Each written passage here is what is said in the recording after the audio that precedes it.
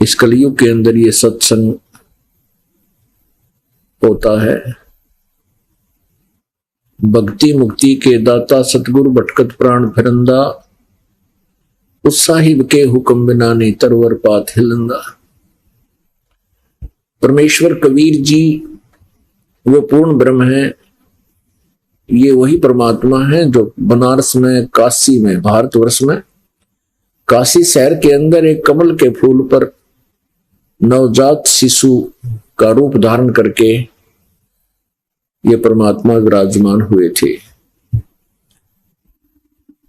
ये परमेश्वर चारों युगों में आते हैं। सतयुग के अंदर इनका नाम सत सुकृत होता है। त्रेता में ये मुनिंदर नाम से प्रसिद्ध होते हैं और द्वापर के अंदर करुणामय नाम से और कलयुग में ये अपने वास्तविक नाम से, कबीर देव नाम से, कबीर साहब नाम से प्रकट होते हैं। परमात्मा का यहां आगमन अपने सतलोक से चलकर यहां आगमन का एक विशेष उद्देश्य होता है। वो उद्देश्य ये होता है कि काल भगवान ने हम जिसके राज्य में रह रहे हैं, जिसके लोक में रह रहे हैं, यहां का मालिक है काल भगवान, जिसे ज्योति निरंजन भी बोलते हैं, जिसको ब्रह्म भी कहते हैं। और चारों वेदों में महिमा तो पूर्ण परमात्मा की वर्णित है, लेकिन भक्ति की विधि केवल ब्रह्म तक की वर्णित है। ब्रह्म तक की साधना करके प्राणी कहां जाता है? ब्रह्मलोक में जाता है। गीता जी अध्याय नंबर 8 के श्लोक नंबर 13 में कहा है, ये गीता ज्ञान दाता श्री कृष्ण जी में प्रवेश करके ये ब्रह्म बोल रहा है, काल बोल रहा है। ये कहता है कि मुझ ब्रह्म का केवल एक ओम मंत्र है। ओम इति एकाक्षरम ब्रह्म व्यवहारन माम अनुसमरण यह परियाति तजन देहम सयाति परमाम गति।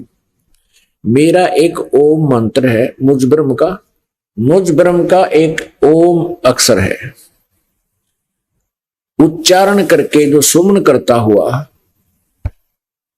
शरीर त्याग कर जाता है, वो इस ओम नाम के जाप से मिलने वाली जो गति है, उस परम गति को प्राप्त होता है। ब्रह्म की साधना से कहां जाते हैं? ब्रह्म लोक में जाते हैं।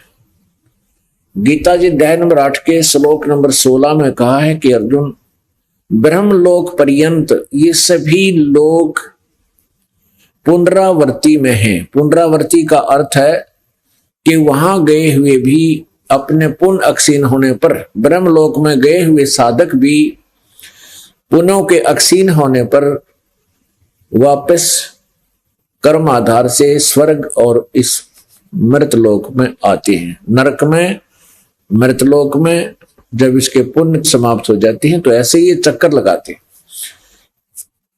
अर्थात इसको पुनरावर्ती बोलते हैं, यानी जन्म मृत्यु भी नहीं रहती है।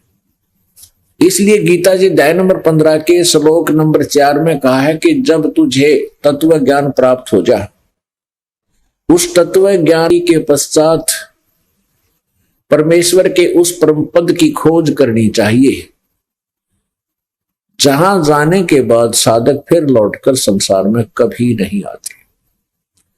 अर्थात जिनका पूर्ण मोक्ष हो जाता है, जन्म मृत्यु सदा के लिए समाप्त हो जाती है और वो सतलोक में चले जाते हैं, सनातन परम धाम में पहुंच जाते हैं। वहां ऐसी ही सृष्टि है, वहां किसी प्रकार का कोई दुख नहीं। वो 5 तत्वों से बना हुआ वहां बॉडी नहीं है, वहां केवल नूर से बनी हुई बॉडी है, शरीर है, जिसमें किसी प्रकार का कोई भी रोग, टेंशन आदि नहीं होते। गीता जी अध्याय नंबर 15 के श्लोक 4 में स्पष्ट किया है कि उसके पश्चात उस परम पद परमेश्वर की खोज करनी चाहिए, जहां जाने के बाद साधक फिर लौटकर संसार में नहीं आते। और जिस परमात्मा ने सृष्टि की रचना की है, अर्थात जिससे संसार रूपी वृक्ष की प्रवृत्ति विस्तार को प्राप्त हुई है, अर्थात जिसने सृष्टि रचना की है, और मैं उसी की शरण हूं। गीता ज्ञानदाता कहता मैं उसकी शरण हूं। इस प्रकार दृढ़ निश्चय करके उसी परमेश्वर का ध्यान करना चाहिए, उसी परमेश्वर की भक्ति करनी चाहिए। गीता जी अध्याय नंबर 18 के श्लोक 62 में कहा कि हे अर्जुन, तू सर्व भाव से उस परमेश्वर की शरण में जा, यानी गीता ज्ञान दाता से कोई अन्य है और है जो पूर्ण मोक्षदायक है और जिसकी कृपा से सनातन परम धाम यानी सत्य लोक प्राप्त होता है। गीता जी अध्याय नंबर 18 के श्लोक नंबर 62 में कहा कि अर्जुन, तू सर्व भाव से उस परमेश्वर की शरण में जा, उसकी कृपा से ही तू परम शांति और सनातन परम धाम यानी शाश्वतम स्थानम का अर्थ होता है सनातन परम धाम। सनातन माने सबसे पहले वाला और शाश्वत माने सदा रहने वाला, जो कभी नष्ट ना हो, उस लोक में चला जाएगा, उसको प्राप्त होगा। उसके लिए क्या बताया है कि गीता जी अध्याय नंबर 4 के श्लोक नंबर 32 में कहा है कि जिन यज्ञों का यानी धार्मिक अनुष्ठानों का वर्णन मैंने अध्याय नंबर 4 के श्लोक नंबर 25 से 31 तक किया है, ये साधना ऐसी है, कोई तो देवताओं की पूजा करता है, कोई ऊपर को पैर करके नीचे को सिर कर लेता है, सिरासन पर साधना करता है, कोई तीक्ष्ण व्रत ही रखता है, कोई अहिंसावादी ही बनकर साधना कर रहा है, कोई स्वाध्याय करता है, कोई व्रत करता है। तो ये सभी साधक अपनी अपनी साधनाओं को पाप नाशक जानते हैं, लेकिन इस प्रकार के निर्णायक ज्ञान सच्चिदानंद घन ब्रह्म की वाणी में, ब्रह्मणे मुखे सच्चिदानंद घन ब्रह्म की वाणी में विस्तार से कहे गए हैं। उस ज्ञान को तू चौथे अध्याय के 34वें श्लोक में कहा है, जो चौथे अध्याय के 32वें श्लोक से संबंधित है कि उस ज्ञान को जो सच्चिदानंद घन ब्रह्म की वाणी में विस्तार से कहा गया है, अर्थात वो तत्व ज्ञान, उसको तू तत्वदर्शी संतों के पास जाकर समझ, उनको विनम्र भाव से प्रणाम कर, कपट छोड़कर प्रश्न करने से, विनम्रता पूर्वक प्रश्न करने से वो तत्वदर्शी संत आपको उस तत्व ज्ञान का उपदेश करेंगे, उस परमेश्वर के बारे में जानकारी देंगे, उसका संकेत करते हुए उस परमेश्वर के पाने की भक्ति, सच्चिदानंद घन ब्रह्म की भक्ति प्राप्ति कैसे होती है उसका संकेत करते हुए 17वें अध्याय के 32वें श्लोक में कहा कि अर्जुन, ओम तत्सत इति निर्देश है ब्रह्मण त्रिविध समर्थ है। उस सच्चिदानंद घन ब्रह्म के पाने का, उसकी प्राप्ति का, उसके सिमरण करने का केवल ओम तत्सत्य 3 मंत्र का जाप है। ओम तो ये स्पष्ट है ब्रह्म का है, तत् और सत्य ये 2 सांकेतिक है, ये कोई नहीं बता सकता, ये दास बता सकता है, क्योंकि इस दास को परमात्मा ने वो गुप्त भेद बताया है, कबीर परमेश्वर जी ने, मेरे गुरुदेव जी ने। ऐसे ये तत्व और सत्य गुप्त हैं और मंत्र हैं। ओम सीधा ही है, ओम ब्रह्म का जाप है, तत् ये परब्रह्म का जाप है, जिसको अक्षर पुरुष भी कहा। गीता जी अध्याय नंबर 15 के श्लोक नंबर 16-17 में 3 परमात्माओं की जानकारी है, 3 प्रभुओं की, 3 पुरुषों की, एक सरपुरुष एक अक्षर पुरुष। और 17वें श्लोक में कहा कि उत्तम पुरुष है तू अन्य परमात्मा इति उदारते, वो श्रेष्ठ परमात्मा वास्तविक प्रभु तो इन दोनों से कोई और है, सरपुरुष और अक्षर पुरुष से, जो परमात्मा कहलाता है, कहा जाता है। और वही तीनों लोकों में प्रवेश करके सबका धारण पोषण करता है, स अव्यय ईश्वर है, वो वास्तव में अविनाशी परमात्मा है। पुण्यात्माओं, परमेश्वर अपने सच्चिदानंद घन की वाणी में, कबीर वाणी में पहले ही बताया करते थे, चारों युग में संत पुकारे और कूक कहा हम हेल रे, हीरे माणक मोती बरसे ये जग चुगता डेल रे। ओहो,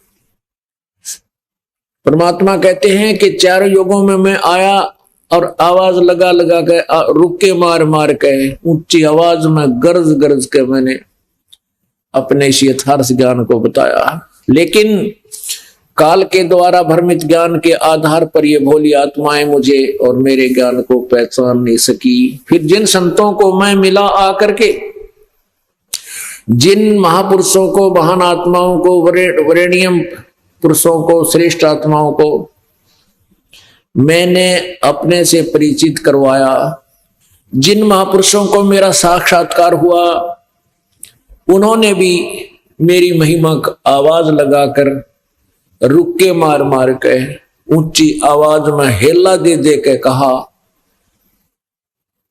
परमात्मा की वाणी में, चारों युग में संत पुकारे और कूक कहा हम हेल रे, हीरे माणिक मोती बरसे ये जग चुगता ढेल रे।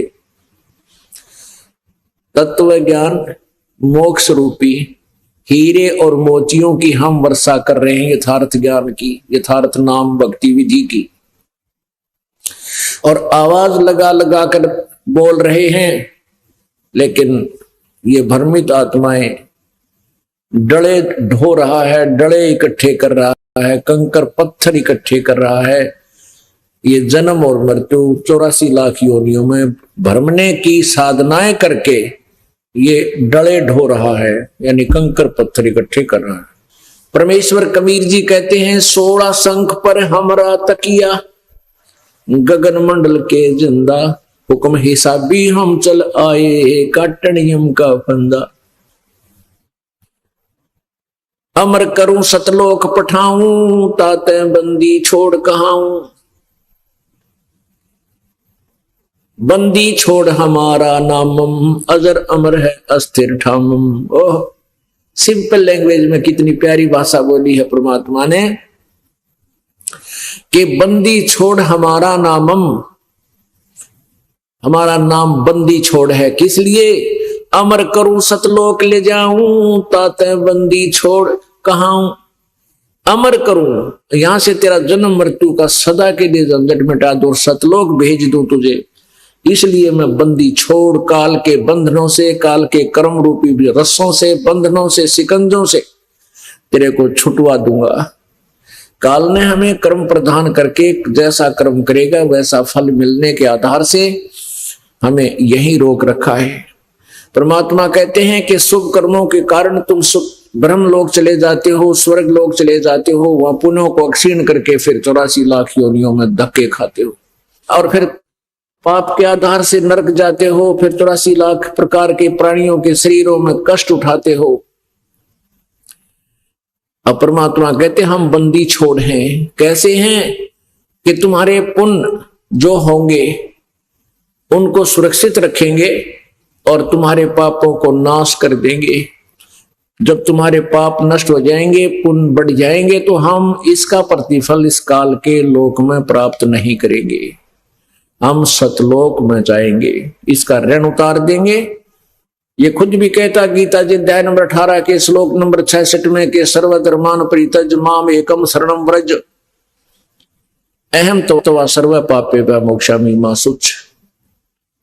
गीता ज्ञान दाता काल कहता है कि मेरे सतर की ओम नाम का जाप और ये यज्ञ आदि जो तू करता है, इन सब का फल मुझे छोड़ दे, ये सब पूजाएं मेरे में छोड़ दे, मैं तुझे ऋण मुक्त कर दूंगा, पाप मुक्त कर दूंगा, तुझे 84 लाख योनियों में नहीं डालूंगा, नरक में नहीं डालूंगा। एकम शरणम व्रज, एकम माने जिसके बराबर दूसरा ना हो, अद्वितीय परमात्मा, सर्वशक्तिमान, सर्वेश्वर, महेश्वर, उस कबीर देव की शरण में जा। उसके लिए फिर बताया है किस संत की तलाश कर। अपने आत्माओं परमात्मा कहते हैं कि अजर अमर है अस्थिर ठामम, अमर करूं सतलोक पठाऊं, और ताते बंदी छोड़ कहा। इसलिए मैं बंदी छोड़ कहलाता हूं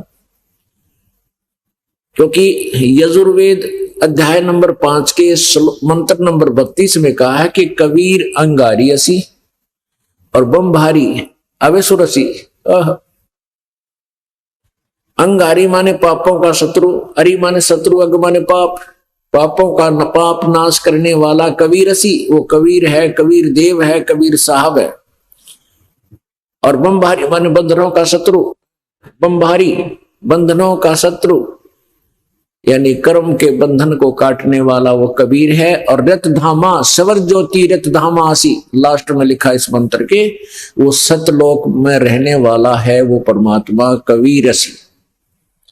सवर ज्योति माने स्वयं प्रकाशित, उसका लोक और स्वयं प्रकाशित परमात्मा है वो रत धामा असी, यानी रत धाम माने सतलोक, सतलोक में रहता है, सतलोक वाला है, सतलोक सहित है।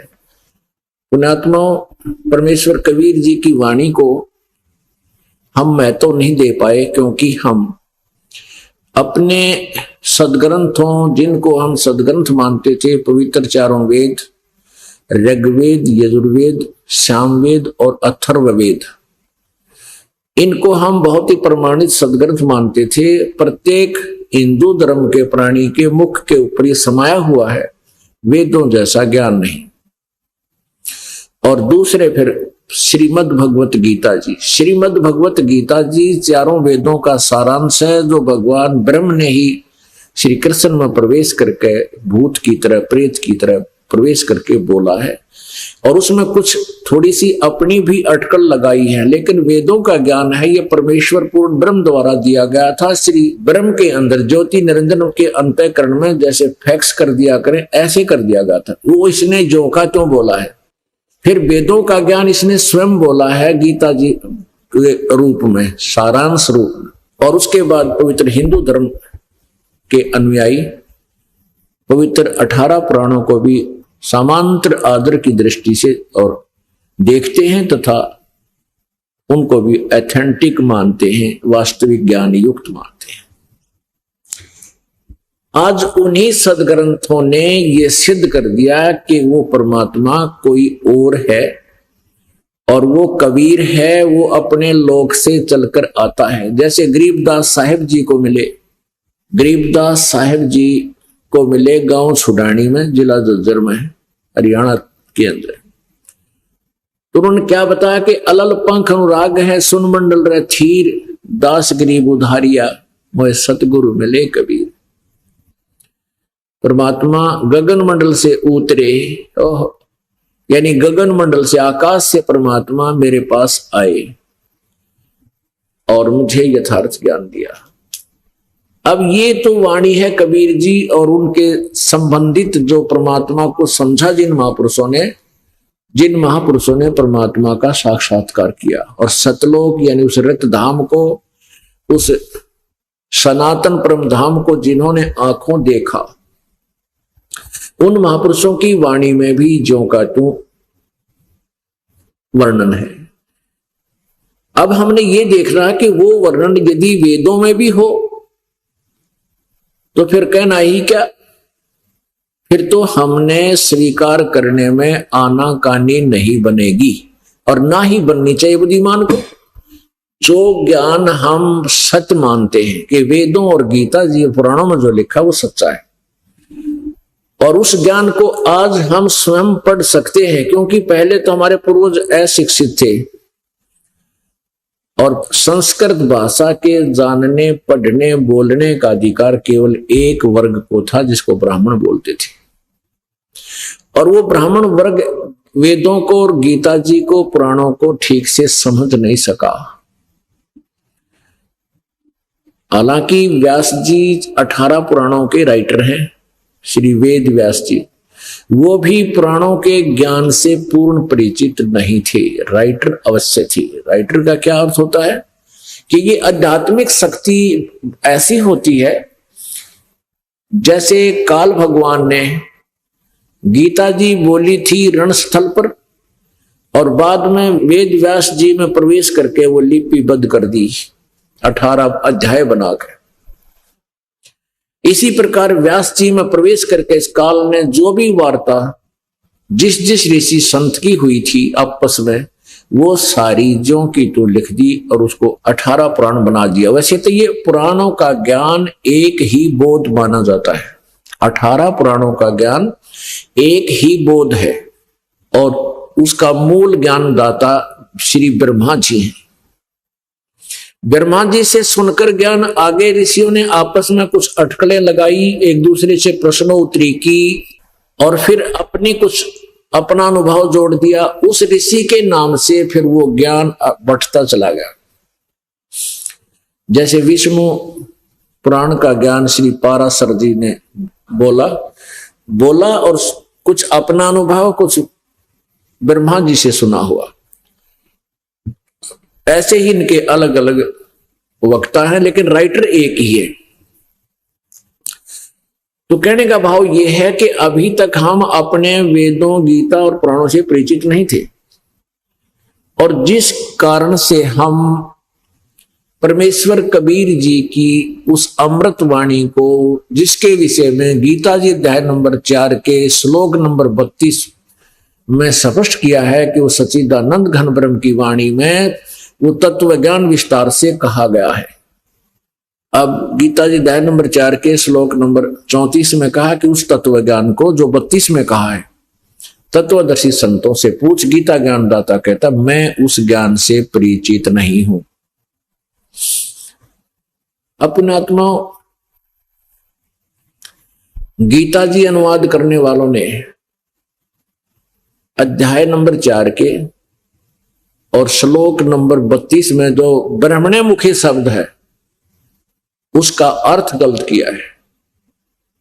उन्होंने ब्रह्मणे का अर्थ कर दिया वेद और मुखे का अर्थ कर दिया वाणी, वेद की वाणी, जबकि इसका अर्थ होना चाहिए सच्चिदानंद घन ब्रह्म की वाणी, क्योंकि यही अनुवाद करता गीता जी अध्याय नंबर 17 के श्लोक नंबर 23 में ब्रह्मणे का अर्थ सच्चिदानंद घन ब्रह्म कर रहे हैं। तो यहां ये विचलित हो गए, क्योंकि ब्रह्म का अर्थ वेद नहीं हो सकता। जैसे ब्रह्म माने भगवान, परमात्मा, प्रभु, पुरुष, और वाणी और वेद जो होते हैं वो परमात्मा का विधान है। जैसे हमारे देश का संविधान है, हमारे देश का संविधान है और उसका संविधान को लागू करने वाला, मेंटेन करने वाला राजा होता है। यदि राजा का अर्थ कोई संविधान करता है तो व्यक्ति विचलित है, उस लेख को समझ नहीं रहा जहां पर ऐसी कोई व्याख्या है। तो ब्रह्म तो समझो प्रभु है, ब्रह्म का अर्थ वेद करना न्याय संगत नहीं है। ये इनकी नासमझी है, अज्ञानता है। तो यहां इन्होंने ब्रह्मणे का अर्थ वेद लिख दिया है, वेद नहीं होना चाहिए। यहां पर सच्चिदानंद घन ब्रह्म की मुख्य माने उनके मुख द्वारा, मुखारविंद से उच्चरित वाणी, उसको मुखवाणी, सच्चिदानंद घन ब्रह्म के मुख से उच्चरित वाणी में अर्थात कबीर वाणी में विस्तार से कहे गए हैं। उस ज्ञान को समझो, तत्वदर्शी संतों के पास जाकर समझो। अपने आत्मा, यदि यही बात वेदों में मिल जाए कि वो परमात्मा अपने निज धाम से आता है, अमर धाम में रहता है, मुक्ति धाम में रहता है और वहां से चलकर आता है और श्रेष्ठ भक्तों को मिलता है, श्रेष्ठ अच्छी आत्माओं को मिलता है, तो फिर हमें परमेश्वर के ज्ञान को समझने में देरी नहीं लगेगी। पुण्यात्मा, इस काल भगवान ने इस अध्यात्म ज्ञान को इतना जटिल बनवा दिया।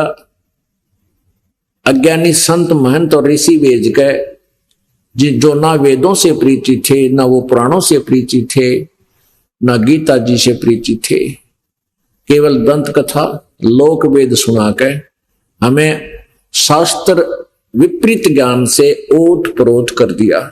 उस झूठे ज्ञान को सुनते सुनते हम इतने रंग गए, उस झूठे ज्ञान पर हमें पूर्ण दृढ़ विश्वास हो गया, क्योंकि प्रत्येक व्यक्ति ने एक ही प्रकार का ज्ञान दिया, एक ही जैसी बातें कही, तो प्रत्येक व्यक्ति सुनता सुनता सेट हो गया कि ऐसा ही है। अब हम अपने सदग्रंथों को स्वयं पढ़ने योग्य हो गए। एक बार तो हमें लगता है कि शायद ये रामपाल झूठ बोल रहा है, और जब ये दास आपको दिखाता है, देखिएगा आपकी गीता जी में, देखिएगा आपके पुराणों में, देखिएगा आपके वेदों में, देखिएगा आपके कुरान और बाइबल में, तो बुद्धिमान समाज को स्वीकार करना पड़ेगा। क्योंकि अभी तक हम अपने सदग्रंथों से अपरिचित रहे। आप जी को वेदों में प्रमाण दिखाते हैं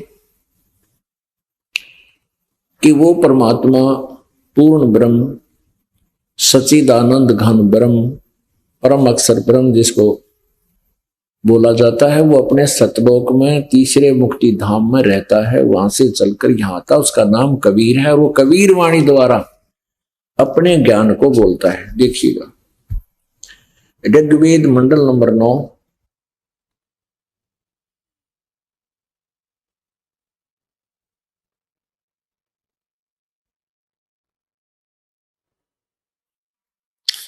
प्रकाशक है सार्वदेशी कार्य प्रतिनिधि सभा, महर्षि दयानंद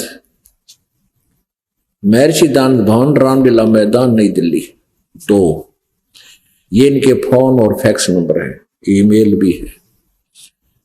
इन्होंने लिखा ऋग्वेद आर्य भाषा भाष्य महर्षि दयानंद सरस्वती कृत। वैसे ये 9 और 10 मंडल दयानंद द्वारा अनुवादित नहीं है। मुद्रक है Prince offset printers, 1510 Pataudi house, Daryaganj, नई दिल्ली। अब यहां थोड़ा सा कंसेप्ट ये क्लियर करना आवश्यक हो गया कि ये आर्य समाज के आचार्य ये झूठे भी निरे हैं। इन्हें शर्म भी नहीं आती, झूठ बोलते आना, तुम के बकवाद कर रहे हो, क्या लिख रहे हो। और ये दयानंद सरस्वती की मोहर इसलिए लगाते थे कि ये इसके नाम पर वेदों के अनुवादित ये पुस्तक बिक जाया करती थी, जबकि ये अनुवाद दयानंद का नहीं। अगर दयानंद ने ये अनुवाद किया था तो भट्ठा बैठा जाता है। किसी प्रकार भी समझ में नहीं आती, क्योंकि ये दास यदि आपको इनका अनुवाद करके दिखाए कि ये मेरा अनुवाद ऐसा है, महर्षि जी का ऐसा, तो आप नहीं मान सकते। आपके मन में एक धारणा बनी हुई थी कि बड़े विद्वान थे, बड़े पहुंचे हुए थे, बड़ी समाधि लगाकर आप वेदों के अर्थ किया करते थे। ये टट्टू करा करता, इसने क्या है का भी नहीं बेरा था। इसके द्वारा अनुवाद किया हुआ दिखाता हूं एक सेंटेंस थोड़ा सा, जिसका सिर पैर भी नहीं है, ये तो इसे अनुवाद किया करता। ये देखना, ये दुर्वेद, ये है दयानंद सरस्वती द्वारा किया हुआ यजुर्वेद। ये पूरा का पूरा इस दयानंद जी ने ही अनुवाद किया है, महर्षि दयानंद ने। महर्षि तो इसके लिए बोलना पड़ेगा, बाकी महर्षि नहीं था यो ना, जिस पहचान नहीं सकोगे कि किसके बारे में जानकारी दी जा रही है। देखो प्रकाशक है सार्वदेशी कार्य प्रतिनिधि सभा, 2/5, महर्षि दयानंद भवन, रामलीला मैदान, नई दिल्ली। यजुर्वेद आर्य भाषा भाष्य संपूर्ण 40 अध्याय, यानी पूरा का पूरा महर्षि दयानंद सरस्वती कृत, ये ठीक है, अनुवाद इसने किया है। मुद्रक है Prince offset printers, 1510 Pataudi house, Daryaganj, नई दिल्ली। इतने ये फोन नंबर है। ये किसे अनुवाद किया करता है, देखो 5वें अध्याय का और प्रथम मंत्र देखिएगा।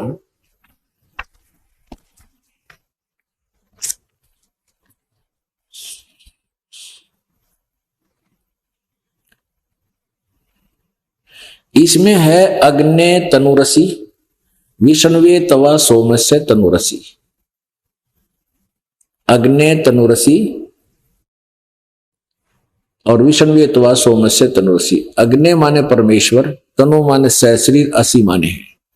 विष्णवे माने धारण पोषण करने के लिए, तवा माने आप जी का यानी उस परमेश्वर, सोमस्य माने अमर पुरुष का, तनु माने शरीर, असी माने।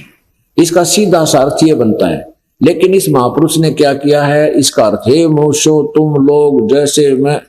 अब मनुष्य और लोग दो हो गए, मनुष्य कह ले चाहे लोग कह ले, एक के बात से। हे मनुष्यो तुम लोग जैसे मैं, जो हवि बिजली प्रसिद्ध रूप अग्नि के शरीर के समान है। बता कोई बात हुई है? सीधा सा अर्थ था अग्नि तनुरसी। अग्नि माने के लिखा बिजली प्रसिद्ध रूप और तनु माने शरीर, असी माने है। ये तो बिल्कुल ठीक है। दोनों माने शरीर, असी माने है, और अग्नि माने परमेश्वर। इन्होंने 100 जगह लिख रखा अग्नि माने परमेश्वर, लेकिन यहां अपनी उस सत्यार प्रकाश वाली और अनुभव की सोच को, उस अज्ञान को परखने के लिए यहां नहीं लिखा परमेश्वर। तो ऐसा अनुवाद था इसका, कहीं सिर पैर नहीं किसी सेंटेंस का इसके द्वारा किए गए अनुवाद का। ये अनुवाद किया है ऋग्वेद का अनुवाद 1 से 6 मंडल तो महर्षि दानव ने किया है, 7 से लेकर 10 तक ये एक और आचार्य ने किया है जो आर्य समाज से संबंधित है। ये देखिएगा ऋग्वेद भाषा भाषण, इसने ठीक लिखा है, भाषाकार हैं ऋग्वेद के महर्षि दानव सरस्वती, मंडल 1 से 6 बस, और श्रीपाद दामोदर 7 लेकर मंडल 7 से 10, ये पूरे आर्य समाजियों को मान्य है। ये कहां से छपा है? ऋग्वेद भाषा भाष्य महर्षि दानंद सरस्वती, दानंद संप्रण, ये आर्य समाजी का ही किया हुआ है, संपादक दानंद अर्पण, और विश्व मानव उत्थान परिषद पंजीकृत 40/5 सामुदायिक केंद्र, पूर्वी कैलाश, नई दिल्ली से। 7 से 10, 7, 8, 9, 10 ये ऋग्वेद के मंडलों का अनुवाद महर्षि दानंद का नहीं है, इसलिए इनमें कुछ सत्यता हमें इन्हीं के द्वारा अनुवाद में प्राप्त होगी। ये दास जो अनुवाद करेगा वो तो अनमोल होगा, क्योंकि किसी सदग्रंथों के अध्यात्म ज्ञान के अनुवाद में उसकी मौखिक जानकारी होनी आवश्यक है। सृष्टि रचना सबसे प्रथम है, और सृष्टि रचना का ज्ञान होने के बाद फिर ये अपने आप सभी सदग्रंथ अपने आप रास्ता दे देते हैं। और अन्य को किसी को सृष्टि रचना का ज्ञान नहीं था, क्योंकि सृष्टि रचना परमेश्वर ने स्वयं ही आकर बताई है, और उनके द्वारा बताएगी सृष्टि रचना पर किसी को विश्वास नहीं हुआ। अब होगा, क्योंकि हम स्वयं शिक्षित हैं, वेद सदग्रंथ हमारे पास हैं, हम पढ़ेंगे और समझेंगे और विश्वास करेंगे। अब देखिएगा फिर वही आते हैं ऋग्वेद मंडल नंबर 9।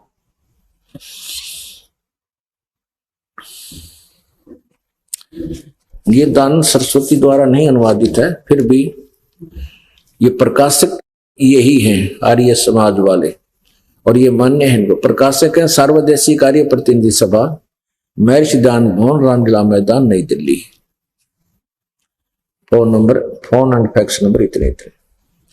और ये मुद्रक है prints offset printers 1510 Pataudi house, Daryaganj, नई दिल्ली। ऋग्वेद मंडल नंबर 9, सूक्त नंबर 96 यानी 96, इसके मंत्र नंबर 16 में कहा है, प्रश्न किया है वेद ज्ञान दाता ब्रह्म ने कि हे पूर्ण परमात्मा, हे परमेश्वर, आप अपने यथार्थ नाम से, जो आपका गुप्त नाम है, श्रेष्ठ नाम है, उससे परिचित कराएं, आपका वास्तविक नाम क्या है। फिर 17वें में बताया है कि वो कबीर नाम है उस परमात्मा का, और वो जब आता है शिशु रूप धारण करके प्रकट होता है, तो अपनी महिमा की वाणी वो अपने मुखारविंद से, यानी कबीर नाम होता है, वो कबीर वाणी में उस यथार्थ ज्ञान का उच्चारण करता है। और उस समय वो परमात्मा ऋषि या संत रूप में जो प्रकट होता है, उस ऋषि और संत रूप में प्रकट परमात्मा द्वारा बोली गई वो वाणी लकोक्तियों के माध्यम से, काव्यों के कविताओं के माध्यम से बोली जाती है, जिस कारण से वो प्रसिद्ध कवि की उपाधि भी प्राप्त करता है।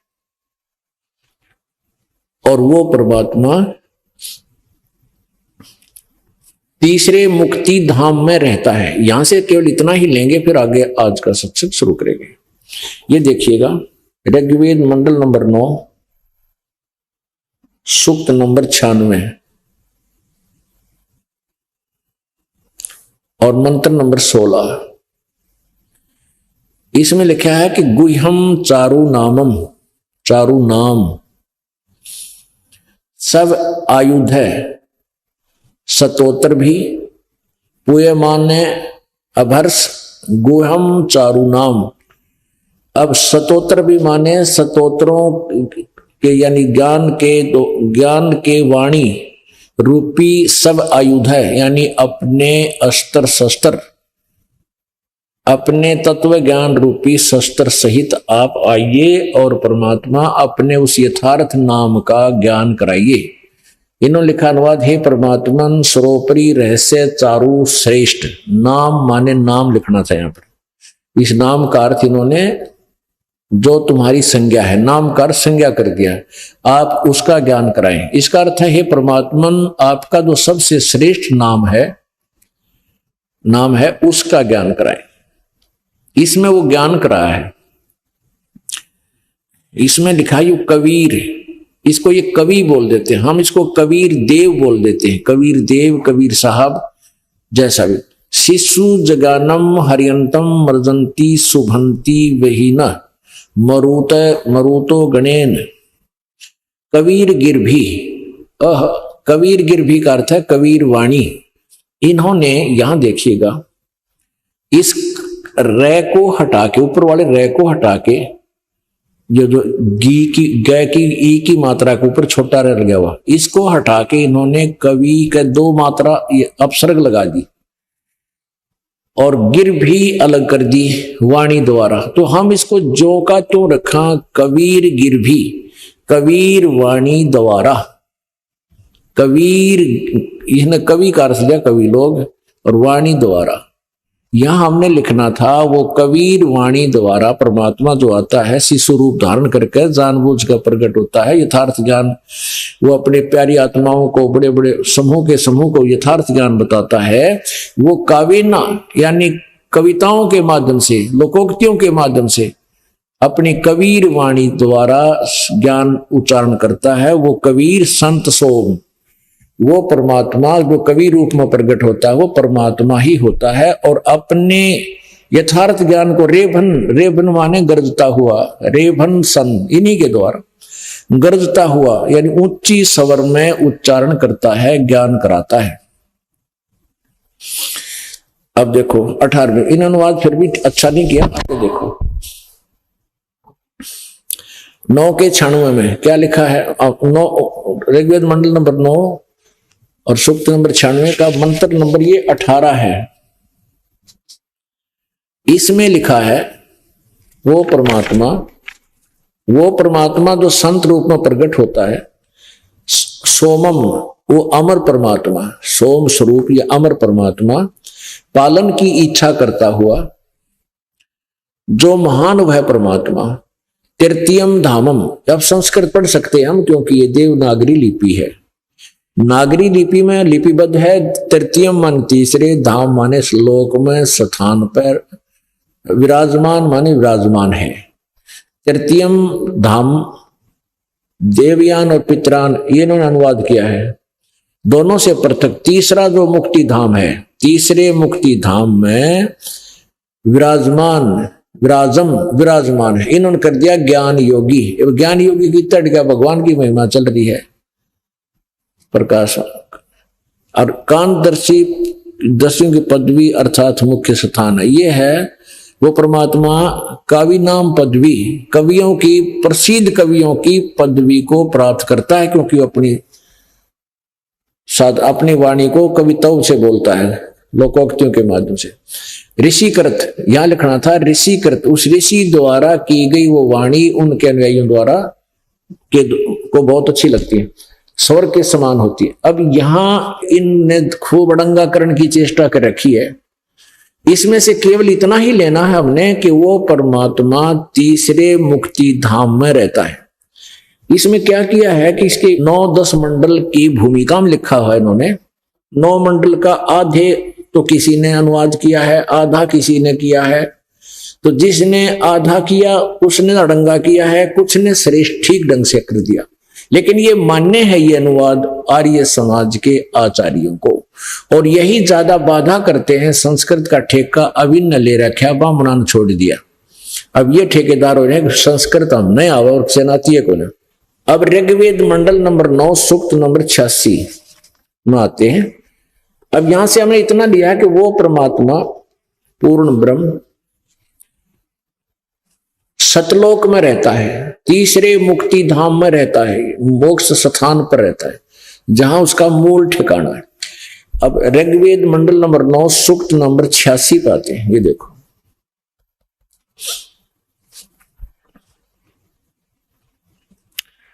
ऋग्वेद मंडल नंबर 9 सूक्त नंबर 86, इसका मंत्र नंबर 26। इसमें कितना स्पष्ट किया है कि यज्ञ करने वाले यजमानों, यजमान कहो चाहे भक्त कहो, यज्ञ करने वाले भक्तों के लिए परमात्मा सब रास्तों को सुगम करता हुआ उनके विघ्नों को यानी संकटों को मर्दन करता है, नष्ट कर देता है, उनके संकटों को समाप्त करता है और उनको पवित्र करता हुआ भक्तों को और अपने रूप को सरल करता हुआ यानी परमात्मा का वास्तविक रूप तो करोड़ सूर्य मिला दे, करोड़ चंद्रमा मिला दे, तब भी एक रोमकूप की शोभा अधिक है। हम देख नहीं सकते इतने तेज को चरम दृष्टि से। परमात्मा अपने रूप को हल्का तेज पुंज का बना करके यहाँ प्रकट होते हैं, तब हमें वो ज्ञान देते हैं। क्या उद्देश्य रखते हैं? देखिए, अपने रूप को सरल करता हुआ वह कांतिमान परमात्मा कबीर, इन्होंने क्या कर दिया ये देखो,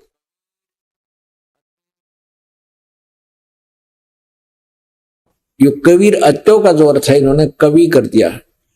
हम यहां लिखते हैं वो कबीर देव, कबीर देव विद्युत के समान यानी बहुत शीघ्र चलने वाले की तरह क्रीड़ा करता हुआ, जैसे बिजली चमकती है ना, आकाश की बिजली सेकंडों में जमीन पर आ जाती है, विद्युत के समान क्रीड़ा करता हुआ और वर्णीय पुरुषों को प्राप्त होता है, श्रेष्ठ भक्तों को, श्रेष्ठ व्यक्तियों को मिलता है। जैसे गरीबदास जी को मिला, जैसे गरीबदास साहिब जी को छुड़ानी गांव में मिले जिला झज्जर हरियाणा में, और जैसे मुलुकदास जी को मिले, जैसे दादू साहिब जी को मिले, जैसे घीसादास साहिब जी को खेखड़ा में मिले उत्तर प्रदेश में, और इस प्रकार नानक साहिब जी को बेई नदी पर मिले वो परमात्मा सतलोक से चलकर, सचखंड से चलकर आकर के। तो ये वेद भी आज गवाही दे रहे हैं कि वो पूर्ण परमात्मा जो तीसरे मुक्ति धाम में रहता है, वो शाश्वत स्थान में रहता है, वहां से गति करके बिजली की चमक, जैसे आकाशीय बिजली की स्पीडतें, इतनी स्पीड से नीचे आता है और अपने प्यारे भक्तों को मिलता है। वो आगे देखो, अब ऋग्वेद मंडल नंबर 9 सूक्त 86 और मंत्र नंबर अब हम आपको 27 दिखाते हैं। प्रेम की वे सैकड़ों धाराएं जो नाना रूपों में सतिथि को लाभ कर रही हैं, वे परमात्मा को प्राप्त होती हैं। यह अर्थ वैसे वास्तव में कुछ और है, फिर भी हम अपने मतलब का लेते हैं। प्रकाश पुंज परमात्मा को बुद्धि वृत्तियां विषय करती है। जो परमात्मा ध्रुवलोक के और तीसरे पृष्ठ पर विराजमान है। यहां यह देखना कि वो परमात्मा कहीं एक देशीय है, एक स्थान पर रहता है, ध्रुवलोक के तीसरे पृष्ठ पर विराजमान है, वहां रहता है। अब आगे देखो, देखिएगा ऋग्वेद मंडल नंबर 9 सूक्त नंबर 82 और यहां देखिएगा मंत्र नंबर 1 में स्पष्ट किया है। जो सर्वोत्पादक प्रभु प्रकाश रूप सद्गुणों की वृष्टि करने वाला और पापों के हरने वाला यानी पाप नाशक, पाप नष्ट करने वाला है, वह राजीव राजा के समान, राजीव राजा के समान दर्शनीय है, और वह पृथ्वी आदि लोक लोकांतरों के चारों ओर शब्दमान हो रहा है, वह वर्णीय पुरुषों को यानी श्रेष्ठ आत्माओं को जो दृढ़ भक्त है उसको पवित्र करता हुआ प्राप्त होता है। कैसे होता है? जिस प्रकार विद्युत यानी बिजली स्नेह वाले स्थानों को आधार बनाकर प्राप्त होती है। अब देखो कितना स्पष्ट किया है कि जैसे पहले कहा करते भाई आकाश की बिजली कांसी के बर्तन पर गिरा करे, धातु है कांसी, पहले थाली बेले कटोरे गिलास ये कांसी धातु के होते थे, अब तो ये स्टील के हो गए। तो उससे उसका कोई लिंक है, उसी के ऊपर बिजली गिरती थी। तो ऐसे ही इसमें वेद में लिखा है कि वो परमात्मा जिस अपने भगत से उसका विशेष संपर्क है, जहां वो आ सकता है, जिसको मिलने योग्य है, जो उसी स्नेह वाले जैसे उस दृढ़ भगत को मिलता है, वो फिर उसकी महिमा आगे परमात्मा द्वारा बताए गए ज्ञान को आगे सुनाता है। ये स्पष्ट वेद कर रहे हैं, वो परमात्मा तीसरे मुक्ति धाम तक चलकर आता है, अपने सतलोक से चलकर आता है और वहां से फिर अपने श्रेष्ठ भक्तों को मिलता है। आगे देखो वो क्या किस उद्देश्य से आता है। ऋग्वेद मंडल नंबर 9 सूक्त नंबर 82 का अब मंत्र नंबर 2 बताएगा किस लिए आता हो। देखना ऋग्वेद मंडल नंबर 9 सूक्त नंबर 82 मंत्र नंबर 2। हे परमात्मन, उपदेश करने की इच्छा से आप यानी ज्ञान देने की इच्छा से आप महापुरुषों को प्राप्त होते हो। ओह, हमने वो इतना ही लेना है इसको। अब आगे देखो ऋग्वेद मंडल नंबर 9 सूक्त नंबर 20, इसमें और स्पष्ट किया है। वो कबीर देव है, वो परमात्मा कबीर देव। ऋग्वेद मंडल नंबर 9 सूक्त नंबर 20 और इसका मंत्र नंबर 1 शुरू में लिखा है, पर कबीर देव विते आयो। कबीर देव वो कबीर वह परमात्मा कबीर देव है जो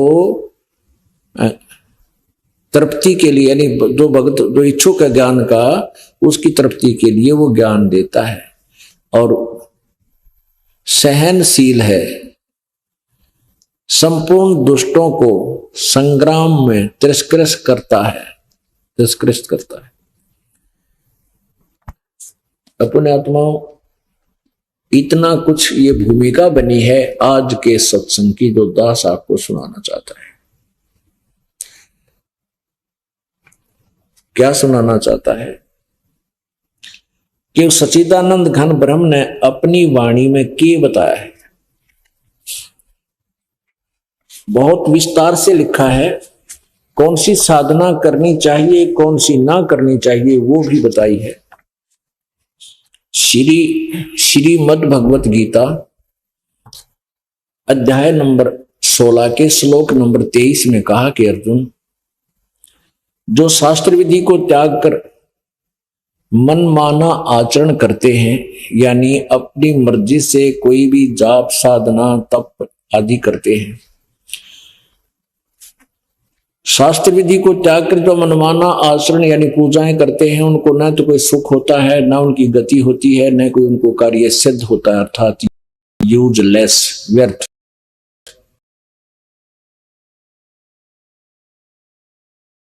भगवत गीता अध्याय नंबर 16 के श्लोक नंबर 23 में कहा कि अर्जुन, जो शास्त्र विधि को त्याग कर मनमाना आचरण करते हैं यानी अपनी मर्जी से कोई भी जाप साधना तप आदि करते हैं, शास्त्र विधि को त्याग कर जो मनमाना आचरण यानी पूजाएं करते हैं, उनको न तो कोई सुख होता है, न उनकी गति होती है, न कोई उनको कार्य सिद्ध होता है, अर्थात यूजलेस, व्यर्थ। फिर अध्याय नंबर 16 के श्लोक नंबर 24 में कहा कि अर्जुन, इससे तेरे लिए कर्तव्य और अकर्तव्य की व्यवस्था में यानी कौन सी साधना करनी चाहिए कौन सी ना करनी चाहिए, उसके लिए तुम ग्रंथों को ही प्रमाण मानना, किसी की दंत कथा पर विश्वास मत करना। श्रीमद् भगवत गीता अध्याय नंबर 4 के श्लोक नंबर 32 में जो कहा है कि जो अभी 25 से लेकर 31 तक तूने जो ज्ञान सुना, वो तो उनकी अपनी मन मर्जी की साधनाएं हैं। कोई कैसी साधना करता है, कोई कैसी साधना करता है, लेकिन वो सच्चिदानंद घन परमात्मा के मुखारविंद से उच्चरित कबीर वाणी में जो ज्ञान है, वो उसके अंदर बहुत विस्तार से ज्ञान लिखा हुआ है। उस ज्ञान को तू तत्वदर्शी संतों के पास जाकर समझ। तो वो अब आपको सुनाते हैं जो परमात्मा ने स्वयं आकर के, कबीर वाणी में तो स्वयं बोला है। और जैसे गरीबदास साहिब जी, दादू साहिब जी, गीसादास साहिब जी, मुल्कदास साहिब जी, धर्मदास साहिब जी, नानक साहिब जी, इनको उन्होंने आकर ज्ञान दिया है, अपना यथार्थ परिचय कराया है। फिर उन्होंने भी वही यथार्थ ज्ञान अपनी अमृतवाणी में बोला, लिखवाया, कहा है। अब क्या बताते हैं, संत गरीबदास साहिब जी को परमात्मा मिले, उसके बाद उनके अंतःकरण में परमेश्वर ने अपना ज्ञान भरा। तो क्या बताते हैं, क्या बोलते हैं, सट दर्शन सट भेद कहावे, बहुविध दूंदू धार मचावे, तीर्थ व्रत करे तरबीता, वेद पुराण पढ़ते हैं गीता। यो भी बैदा है बैदे से भेद अलैदा, ये भी बैदा, बैदा माने व्यर्थ, ये भी व्यर्थ है। ये जो साधनाएं कर रहे हैं, इनसे वो ज्ञान अलग है, अलहदा। चार संप्रदा 52 दवारे, जिन्हों नहीं निज नाम बेचारे, माला गाल हुए हैं मुक्ता, सटदल उआ बाई बकदा। एक सेंटेंस इस अमरवाणी का बहुत ही गूढ़ है, इसके अंदर रहस्य बड़े गूढ़ हैं। इनको समझने के लिए हमने अपने सदग्रंथों को, जिनको हम यथार्थ माना करते थे, उनका रह कर सहयोग लेना पड़ेगा, तभी हम इस यथार्थ ज्ञान को समझ पाएंगे। क्या बताया है, सट दर्शन सट भेष कहावे, बहुविध धूंधू दार मचावे, तीर्थ व्रत करे तरबीता, वेद पुराण पढ़त है गीता। चार संप्रदा 52 द्वारे, जिन्हों नहीं निज नाम बेचारे, माला घाल हुए हैं मुक्ता, सटदल उआ बाई बकदा। बैरागी बैराग न जाने, बिन सतगुर नी चोट निशाने, 12 बाट बटोरी बिटम गलोरी, सट दर्शन में भक्ति ठगोरी। सन्यासी 10 नाम कहावे, शिव शिव करे न सन से जावे, निर्वाणी नी कच्छ निसारा, भूल गए हैं ब्रह्म द्वारा। सुन सन्यासी कुल कर्मनासी, भगवे प्रोदी भूले धोंदी, छल छिद्र की भक्ति न कीजे, आगे जवाब कहो क्या दीजे। भरम कर्म भैरव को पूजे, सच शब्द साहिब नहीं सूझे, माला मुक्ति कक्कड़ हुक्टी, बाना बौड़ी भांग बसोड़ी। यो भी बैदा है बैदे से भेद अलैदा, यो भी बैदा। इसमें एक सेंटेंस, एक वाक्य आया है, कहते हैं, चार संप्रदा 52 दवारे, जिन्हों नहीं निज नाम बेचारे, और माला घाल हुए हैं मुक्ता। गल में 3-3 4-4 माला डाल लेते, 108 मणिया की, अन्यों के माला घाल हुए हैं मुक्ता, अपने आप को मुक्त समझ रहे हैं कि हमारा कल्याण हो जाएगा। और सटदल उआ बाई बकदा, ओहो, इन सटदलों के अंदर कौन कौन आ जाते हैं, वैष्णु साधु जो विष्णु जी के अनुयायी हैं। और ये जितने भी नागा कनपाड़े ओगड़नाथ, ये गिरी पुरी सन्यासी, ये सारे शंकर जी के, विष्णु जी के उपासक, सब तमगुण विष्णु जी के। तो ये सट दल कहलाते हैं, सट दर्शनी। तो यहां कहते हैं कि इस तत्व ज्ञान से ये परिचित नहीं है, अपने अपने उवा बाई का ज्ञान बोलते हैं, ये सदग्रंथों से परिचित नहीं है।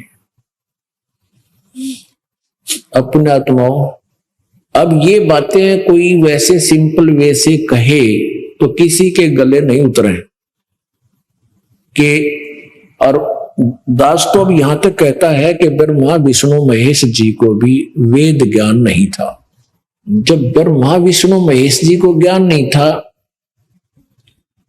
और फिर सतयुग के ब्राह्मणों को ज्ञान नहीं था वेदों का, तो कलयुगी इन षटदर्शनियों को कहां से हो सकता है ज्ञान? तो उवा बाई सिद्ध होएगी। तो इस प्रसंग को, इस कंसेप्ट को क्लियर किए बिना आगे चलना संभव नहीं, क्योंकि नए व्यक्ति, नए श्रद्धालु इस ज्ञान को सुन रहे होंगे, तत्व ज्ञान को,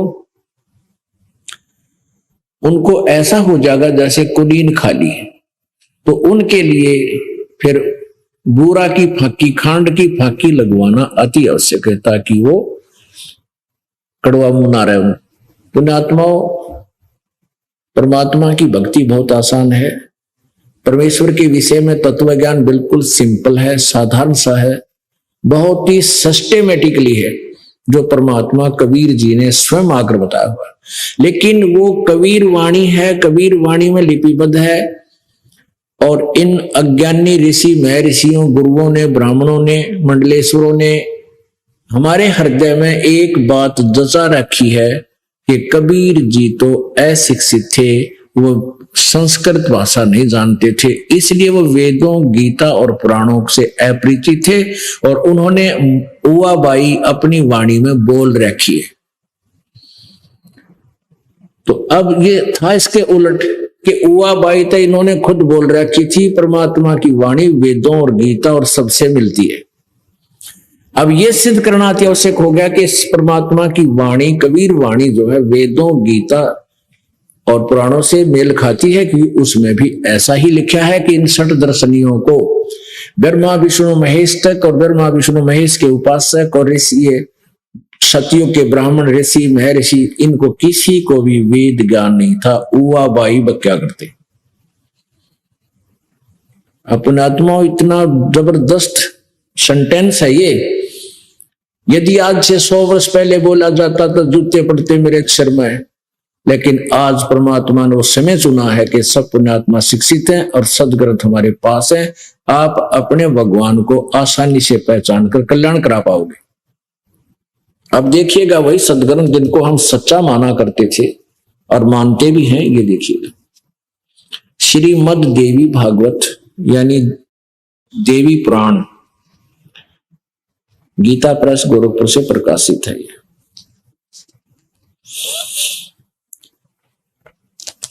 ये देखिएगा, संक्षिप्त श्रीमद देवी भागवत, सचित्र मोटा टाइप, केवल हिंदी, संपादक हनुमान प्रसाद पोदार, चिमनलाल गोस्वामी, और मुद्रक है गीता प्रेस।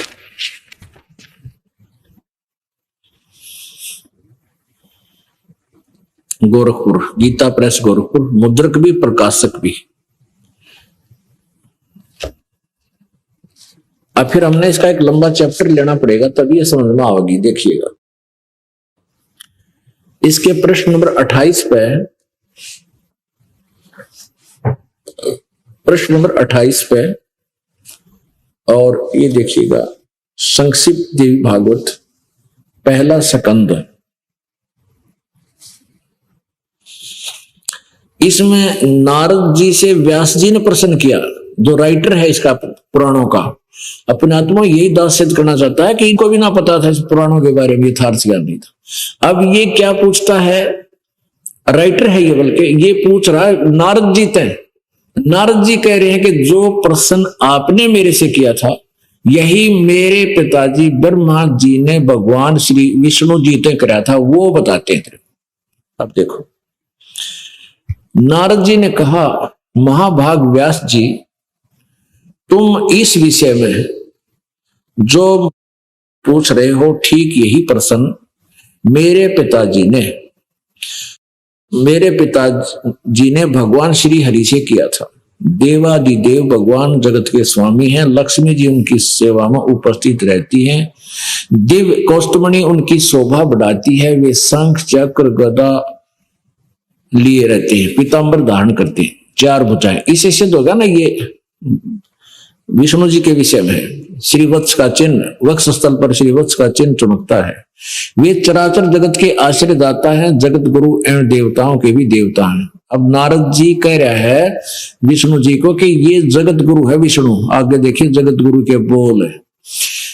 ऐसे जगत प्रभु भगवान श्री हरि महान तप कर रहे थे, महान तप, घोर तप, उनकी समाधि लगी थी। यह देखकर मेरे पिता ब्रह्मा जी को बड़ा आश्चर्य हुआ। उन्होंने उनसे जानने की इच्छा प्रकट की विष्णु जी से। ब्रह्मा जी ने पूछा, प्रभु आप देवताओं के अध्यक्ष, जगत के स्वामी, भूत भविष्य एवं वर्तमान सभी जीवों के एकमात्र शासक हैं। ब्रह्मा जी विष्णु जी ने कह रहा तू सब कुछ है, आप सब कुछ हो, सबके मालिक हो, भगवानों के भगवान हो। भगवान फिर आप क्यों तपस्या कर रहे हैं और किस देवता की आराधना में ध्यान मग्न है? मुझे असीम आश्चर्य तो यह हो रहा है कि आप देवेश्वर यानी सबसे महान प्रभु परमेश्वर, देवेश्वर माने परमेश्वर, और एवं सारे संसार के शासक होते हुए भी समाधि लगाए बैठे। ब्रह्मा जी के विनीत वचन सुनकर भगवान श्री हरि उनसे कहने लगे, ब्रह्मन सावधान होकर सुनो, मैं अपने मन का विचार व्यक्त करता हूं। देवता, दानव और मानव सब यही जानते हैं तुम सृष्टि करते हो, मैं पालन करता हूं, और शंकर संहार क्या करते हैं। किंतु फिर भी वेद के पारगामी पुरुष अपनी युक्ति से यह सिद्ध करते हैं कि यह रचने, पालने और संहार करने की योग्यता जो हमें मिली है उसकी अधिष्ठात्री शक्ति देवी है। ठीक है, आगे देखो।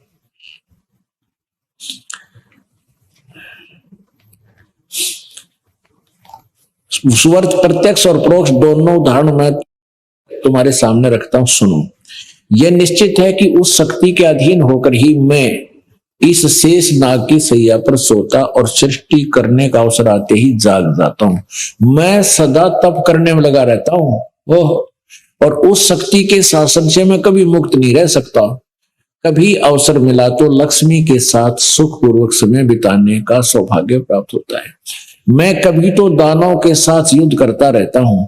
अखिल जगत को भय पहुंचाने वाले दैत्यों के विकराल शरीरों को शांत करना मेरा परम कर्तव्य हो जाता है। और आगे देखिए कमाल कर दिया। ये पहला सकंद ही चल रहा है, 29 पृष्ठ हम पढ़ रहे हैं, 28 पहले पढ़ लिया। इसमें नीचे आया भगवान विष्णु जी कह रहे हैं कि मुझे सब प्रकार से शक्ति यानी दुर्गा के अधीन होकर रहना पड़ता है। उन्हीं भगवती शक्ति का मैं निरंतर ध्यान किया करता हूं। ब्रह्मा जी मेरी जानकारी में इस भगवती शक्ति से बढ़कर दूसरे कोई देवता नहीं। अब यहां क्लियर हो गया श्री विष्णु जी को कितना अध्यात्म ज्ञान है कि मेरे ज्ञान में इस दुर्गा तो ऊपर कोई भगवान नहीं और मैं इसकी पूजा करता हूं और मैं इस और घोर तप करता हूं। फिर तप करके क्या होता है, तप करके बैटरी चार्ज कर लेता है और फिर उनको राक्षसों को मारकर डिस्चार्ज कर लेता है। ऐसे सब की दुर्गति इस काल ने कर रखी है। अब दुर्गा क्या कहती है? विष्णु जी तो कहते हैं मैं दुर्गा की पूजा करता हूं। दुर्गा कहती है कि नहीं, एक ब्रह्म ही पूज्य है और उसी की पूजा करो और सब बातें त्याग दो, अपने आत्मा नो पता लगेगा। और ब्रह्म कहता है कि परम अक्षर ब्रह्म की पूजा करो, जैसे भी आपको सत्संग के प्रारंभ में बताया था। ब्रह्म कहता है कि मेरा तो एक ओम मंत्र है और तुम उस परम अक्षर ब्रह्म की यानी पूर्ण परमात्मा की उस सच्चिदानंद घन की भक्ति करो और वो ज्ञान तत्वदर्शी संतों से प्राप्त करो। यहां देखिएगा प्रश्न नंबर 562 पे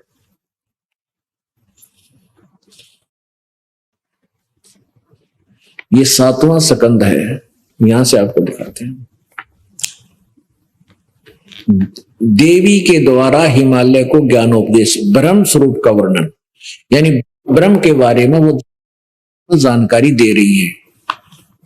श्री देवी जी कहने लगी, पर्वतराज ये तो अपने विषय बता, फिर यहां है उस ब्रह्म का क्या स्वरूप है यह बतलाया जाता है, जो प्रकाश रूप सबके अत्यंत समीप में स्थित गुह हृदय रूप गुहा में स्थित होने के कारण गुहाचर नाम से प्रसिद्ध है, अर्थात महान पद प्रसिद्ध, महान पद अर्थात महाप्राप्त है। वह समस्त प्रजा के ज्ञान से परे है, अर्थात किसी की बुद्धि माने वाला नहीं है, यह तुम जानो। जो परम प्रकाश रूप है, जो सूक्ष्म से भी अत्यंत सूक्ष्म है, जिसमें संपूर्ण लोक और उन लोकों में निवास करने वाले प्राणी स्थित हैं, वही यह अक्षर ब्रह्म है, वही सबके प्राण है, वही सबकी वाणी है, वही सबके मन है, वही सबका सत्य और वही परम सत्य। अब यहां तो ये अक्षर ब्रह्म बोल रही है, आगे देखियो। अमृत अविनाशी तत्व है, सौम्य उस वेदने योग लक्ष्य का तुम वेदन करो, मन लगाकर उसमें तन में हो जाओ। सौम्य उपनिषद में कथित महान अस्त्र रूप धनुष लेकर उस पर उपासना द्वारा तीक्ष्ण किया हुआ बाण संधान करो, और फिर भावानुगत चित्त के द्वारा उस बाण को खींचकर उस अक्षर रूप ब्रह्म को ही लक्ष्य मानकर वेदन करो। अक्षर ब्रह्म बोल रही है, आगे देखना। उसका परवण यानी ओम तो धनुष है, जीवात्मा बाण है, और ब्रह्म उसको लक्ष्य, उसका लक्ष्य कहते हैं, कहा जाता है। उस एकमात्र परमात्मा ही को जाने, दूसरी सब बातें छोड़ दे, यानी अपनी पूजा भी मना करती है और किसी की भी पूजा नहीं करनी है, केवल उस एकमात्र परमात्मा को ही जाने, दूसरी सब बातों को छोड़ दे। यही अमृत रूप परमात्मा के पास पहुंचाने वाला पुल है। संसार समुद्र से पार होकर अमृत स्वरूप परमात्मा को प्राप्त कराने का यही सुलभ साधन है। आगे देखना, इस आत्मा का, इस परमात्मा का ओम के जप के साथ ध्यान करो। ओहो, बता दिया मंत्र, ओम जाप है, ब्रह्म की पूजा करो। इससे अज्ञान में अंधकार से सर्वथा परे और संसार समुद्र से पार जो ब्रह्म है उसको पा जाओगे, यानी ब्रह्म प्राप्ति होगी। ओम जाप करो, तुम्हारा कल्याण। और वो कहां रहता है? वह यह सब का आत्मा ब्रह्म, वह ब्रह्म लोक रूप दिव्य आकाश में स्थित है। वो ब्रह्म लोक में रहता है। और ब्रह्म कहता है कि मेरी साधना करेगा तो जन्म मृत्यु तेरी वीर बेरी भी। गीता जी अध्याय नंबर 4 के श्लोक नंबर 5 में, गीता और 9 में, गीता जी अध्याय नंबर 2 के श्लोक नंबर 12 में। गीता ज्ञानदाता कहता है, अर्जुन तेरे और मेरे बहुत जन्म हो चुके, तू नहीं जानता, मैं जानता हूं। आगे भी हुए हैं, आगे भी फिर भी होंगे, अब भी हुए हैं। इसलिए यदि जितना पूर्ण मोक्ष चाहिए तो उस परमेश्वर की शरण में जा। 18वें अध्याय के 62वें श्लोक में और 15वें अध्याय के 4थे श्लोक में, कि जहां जाने के बाद फिर लौटकर संसार में कभी नहीं आना पड़ता। अपने आत्मा गीता जी अध्याय नंबर 8 के श्लोक नंबर 16 में लिखा है कि ब्रह्मलोक पर्यंत, ब्रह्मलोक में गए हुए प्राणी भी पुनरावर्ती में है, उनके वहां जाने के बाद भी उनका जन्म मृत्यु बना ही रहता है। अब ये तो आ गया ब्रह्मा विष्णु महेश और दुर्गा के ज्ञान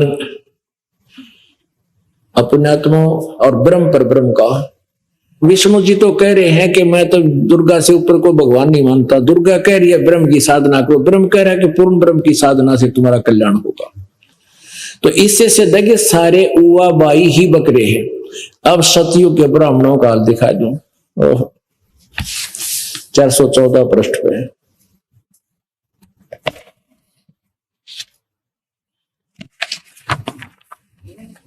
छठा स्कंद, वही देवी भागवत,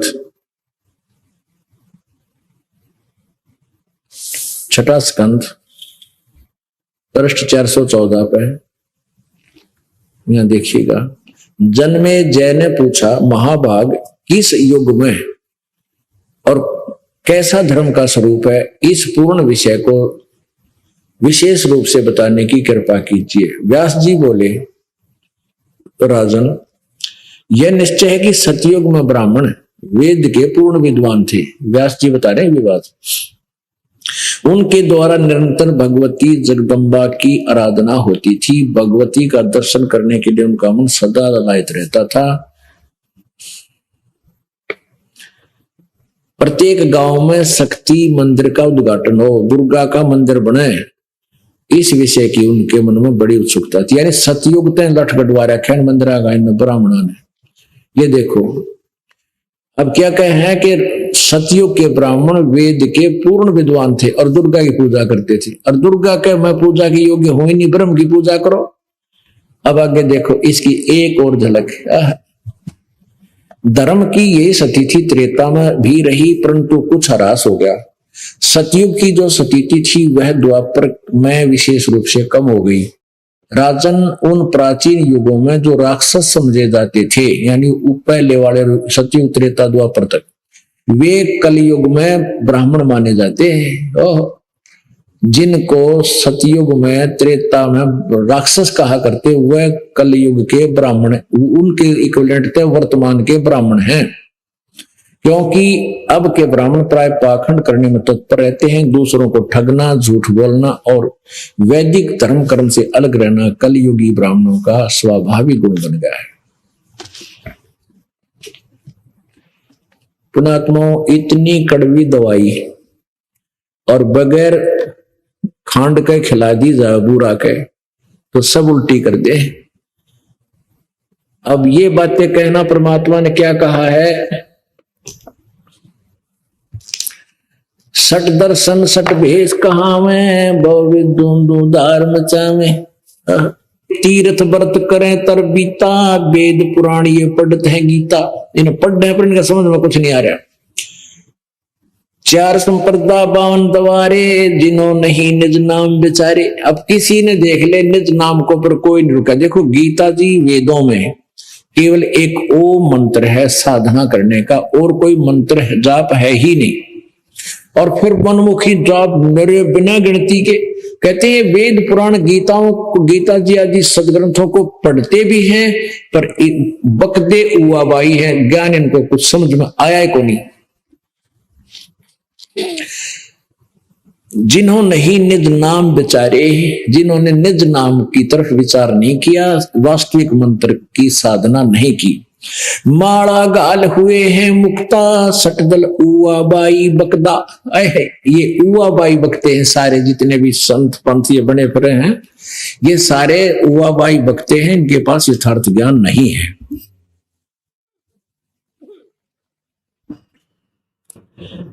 अपने आत्मा, अब आपका समझ में होगा परमात्मा की अमृतवाणी।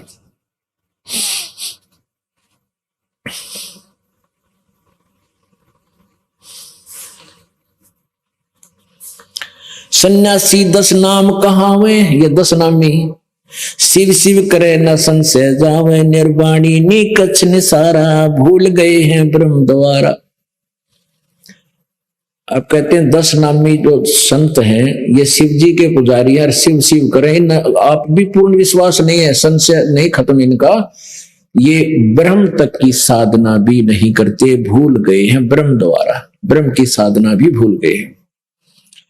सुन सन्यासी कुल कर्मनासी, भगवे भगवे पौंदी भूले धोंदी, छल सिद्धर की भक्ति न कीजिए, चलो जो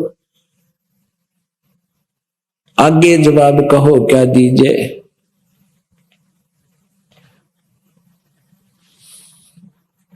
नगन निराशा तन को त्रासा, पशु प्राणी स्वान समानी।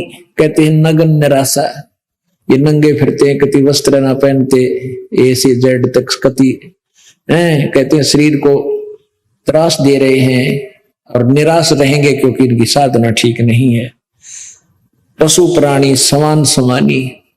परमात्मा क्या बताते हैं कि परमात्मा ने तुम्हें कितनी सद्बुद्धि दी है, वस्त्र पहनने के बना, चाहे अपने बोरी के पहन ले, किसी प्रकार के अपने गुप्तांगों को ढक कर है तो अच्छा लगे, सभ्य सा लगता है।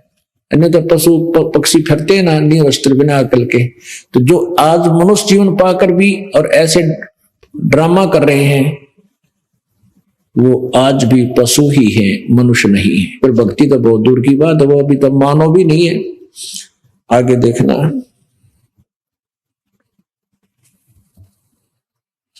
बैरागी सन्यासी सेवड़े तन पर छार लगावे हैं, और 5 नार 25 लड़के ये धुंधु धार मचावे हैं।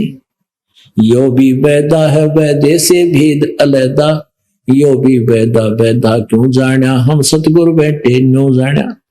अब गरीबदास साहिब जी ने परमात्मा द्वारा प्राप्त ज्ञान को अपने शब्दों में कितने प्यारे ढंग से उच्चारण किया है। कहा है, बैरागी सन्यासी सेवड़े तन पर राख लगावे हैं, तन पे छार रमावे हैं, लगावे हैं, यानी भगवान पाने के लिए एक लंगोट बांध लिया और सारे शरीर पर होकर राख मसल दी। परमात्मा पाने का ये साधन मान रहे हैं और कहते हैं घर भी त्याग दिया, अपने जो है ना बच्चे भी त्याग दिए, स्त्री भी त्याग दी, लेकिन कहते हैं अंदर तेरे 5 विकार और हैं। एक नारी त्याग दीनी 5 नारी गैलवे, पाया ना द्वारा मुक्ति का सुखदेव करीब सैलवे। एक औरत इसलिए त्याग देता है बोला साधक कि ये मेरी भक्ति में बाधक है और मैं एकांत स्थान में जाकर, बाहर जाकर जंगल में बैठकर भक्ति करूंगा। परमात्मा कहते हैं एक नारी, एक औरत त्याग दी, ये 5 नारी गैलवे। कौन कौन सी? काम, क्रोध, मोह, लोभ, अहंकार। ये 5 स्त्री तेरे साथ बंधी हुई हैं, इनको त्यागे पार पड़ेगी। एक उस नारी को त्याग देने मात्र से तू यानी परमात्मा प्राप्ति नहीं कर सकता। क्या बताते हैं? एक नारी त्याग दीनी 5 नारी गैलवे, पाया ना द्वारा मुक्ति का सुखदेव करीब सैलवे। सुखदेव ऋषि मां के गर्भ से ही प्रेरित हो गया था कि मनुष्य जीवन मुश्किल से मिलता है, भगवान पाऊंगा। अब वो आकाश में उड़न की सिद्धि थी उसमें, उस आकाश में उड़न की सिद्धि के कारण अभिमानी हो गया और अभिमान के कारण उसको परमात्मा प्राप्ति नहीं हुई, धक्के खा लिए। आखिर में फिर राजा जनक के पास आकर नतमस्तक हुआ, अहंकार रूपी उस नारी को फिर छोड़ा, तब स्वर्ग तक जाने का उसका मार्ग प्रशस्त हुआ। तो क्या बताते हैं? बैरागी सन्यासी सेवड़े तन पर छार लगावे हैं, छार माने राख, और 5 नार 25 लड़के ये धुंधुधार मचावे हैं। अब इनका कहां रिजल्ट देंगे देखना आगे चल के परमात्मा की वाणी। कंठी माला और मृग छाला ये सिर पर जटा रखावे हैं, ढोलक ताल झांझरी पीटे तानारी री गावे हैं। कहते मेरी बकवाद करे, ये भगवान पाने का तरीका है।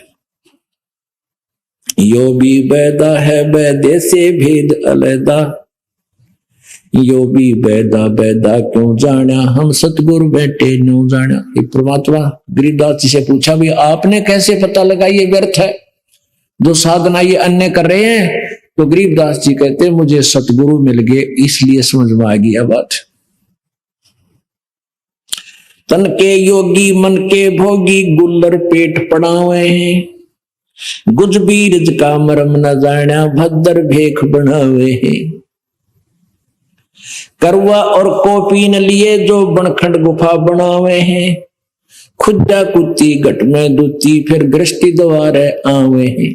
वो तेरे की कितनी प्यारी बात कही है कि प्रेरित होकर के घर त्याग गया है, बिल्कुल एक हाथ में लोटा ले लिया और भी तुम्बे का बना के, और एक शरीर पर एक लंगोट बांध लिया, जंगल में पहुंच गया, वहां गुफा बना कर रहने लग गया। कहते फिर शाम न भूख लगी, सारी रात तक काट ली, तड़के उठते फिर पहुंचा गृष्टि के द्वारा गांव में, और दिए माई धक्के खाता अंडा। कहते ये मुक्ति करी, फिर वो मांग के लावे 36 पंगे जोड़े और बना बना भोजन मिला, घर पर अपनी भक्ति करे, अपना धंधा करे, जो गीता जी में प्रमाण है कि कर्म सन्यासी से कर्म योगी श्रेष्ठ है। कर्म सन्यासी जो घर छोड़कर जंगल में बैठ गया, कर्म सन्यासी कर्म योगी वो है अपना काम भी करे और सत भक्ति मर्यादा में रहता हुआ भक्ति भी करे।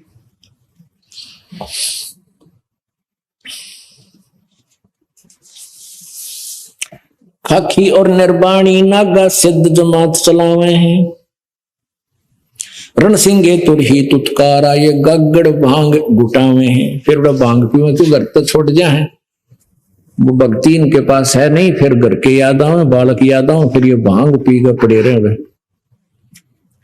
अब प्रसंग जो जहां से चला था इस बै देखे उनका, बैरागी सन्यासी से बड़े तन पर छार लगावे हैं, 500 नार 2500 लड़के धुंधु धार मचावे हैं। अब इसका यहां आके निर्णय दिया है, क्या बताते हैं। काशी गा प्रयाग महोदित जगन्नाथ को जावे हैं, लोहागर और पुष्कर पर से है द्वारा दाग दगावे हैं। जो भी बैदा है वैदे से भेद अलैदा, बैदा क्यों जाना हम सतगुरु बैठे न्यू जाना। तीर तुपक तरवार कटारी जमदड़ झोर बधावे हैं, हर पैड़ी हर हेत न जाना वाजा तेग चलावे हैं। काटे शीस नहीं दल करुणा ये जग में साध कवावे हैं, जो जन उनके दर्शन को जावे उनको भी नरक पठावे हैं। अब वहां यहां लाकर छोड़ा है कि ये जितने भी बैरागी सन्यासी बने फिरे हैं, बैरागी सन्यासी सेवड़े और तो इसे दिखे महात्मा पड़े हैं, क्यों राख रूख रमा कर जुटा जुटा बुढ़ा कर त्रिशूल त्रिशाल लेकर फिर अनिकी से सांग कर लें। कहते हैं एक बार कुंभ के मेले का संयोग हो गया कि तपर भी लगनी थी हरिद्वार में हर पेड़ी में, और ये सभी जो महापुरुष कहलाते हैं संत, जिनको हम संत मानते हैं, सन्यासी और बैरागी, ये वैष्णव, इन सन्यासियां मां है ये जो विष्णु जी के उपासक हैं, ये सारे, और जो शिव जी तमोगुण के उपासक हैं, सतोगुण विष्णु जी के उपासक हैं, ये सारे सन्यासी बैरागी सन्यासी नाम आ जाते हैं, सठ दल में आ जाते हैं। तो उसमें अब क्या हुआ कि पर भी का कोई समय निर्धारित होता है, निर्धारित समय पर ये सभी जितने भी संत नागा हैं, वैष्णव हैं, कनपाड़े हैं, गिरी हैं, पुरी हैं, ये सब अब गिरी वाले टोल में इकट्ठे होंगे और पुरी वाले समूह में, कनपाड़े कनपाड़ा में, नागे नाग्या में, वैष्णो में जाकर वहां एक जगह इनके पूरा अलग अलग समुदाय बन जाते हैं, समूह बन जाते हैं। तो ये पूरे समूह का समूह स्नान करने के लिए चलता है। सबसे पहले नागा पहुंच गए उस हर की पैड़ी में पर भीमा स्नान करने के लिए गंगा के किनारे। पीछे से आगे वैष्णो साधु, सतोगुण वैष्णो के उपासक, और नागा होते हैं तमोगुण उपासक शिव जी के। तो विष्णु के उपासकों ने नागाओं से कहा कि नागाओं तुम पहले स्नान नहीं करोगे, पहले स्नान हम करेंगे, हम सर्वश्रेष्ठ हैं, तुम बाहर आ जाओ। नागाओं ने कहा नहीं, हम श्रेष्ठ हैं, हम नी इच्छा है, निगंध है, हम किसी की इच्छा नहीं रखते हैं और हम वस्त्र तक भी धारण नहीं करते हैं और हम सर्वश्रेष्ठ हैं, हम त्यागी और बैरागी हैं। अब वैष्णव साधु कहने लगे कि तुम काहे के श्रेष्ठ हो, तुम कभी स्नान करते नहीं, आज तुम नहाने वाले बन गए हैं, टट्टी के हाथ भी ना धोते, शरड फिरडो, तुम बाहर मर लो, हम पहले नहाएंगे बाद में मरियो, तुम बाद में नहाना। अब वो स्नान तौर पर बीता भूल गए, भगवान भी दूर गया, लट्ठम लट्ठा त्रिशूल निकाल लिए, तलवार तीर यानी कत्लेआम कर दिया। वो 25,000 ये सन्यासी बैरागी, ये तमोगुण सतोगुण के तीनों गुणों के उपासक कटका मर गए, कत्लेआम कर दिया। 25,000 ये नकली सांग आपका कटका मर गया। उसके बारे में बताते हैं सचिदानंद घन ब्रह्म की वाणी क्या बता रही है, वो सूक्ष्म वेद क्या बताता है। तीर तुपक तलवार कटारी ये जमदड़ जोर बधावे हैं, हर पैड़ी हर हेत न जाना वाजा तेग चलावे हैं। काटे शीस नहीं दिल करुणा ये जग में साध कवावे हैं, जो नर जाके दर्शन जाही तिसको भी नरक पठावे हैं। ओहो, अब जो स्टार्ट किया था वैदिकांग वही उसी के विषय बता रहे हैं कि सन्यासी बैरागी सन्यासी सेवड़े तन पर छार लगावे हैं और 500 नार 2500 लड़के, ये 5 काम क्रोध मोह लोभ अहंकार फिर इनसे संबंधित प्रकृतियां कहते हैं इनकी सब के रेल बनाए रखे।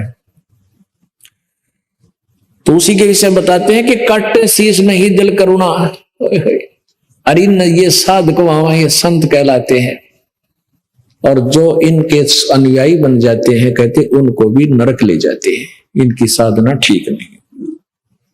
सच्चिदानंद घन ब्रह्म की वाणी में आप ये अमृत ज्ञान सुन रहे हो तो उस परमेश्वर ने स्वयं आकर के ये ज्ञान बताया है कि पूर्ण परमात्मा की प्राप्ति, पूर्ण परमात्मा कौन है, वो कहाँ रहता है, उसके और उसकी साधना से हमें क्या लाभ है, अन्य जो पूजाएं तुम करते हो उससे क्या लाभ है।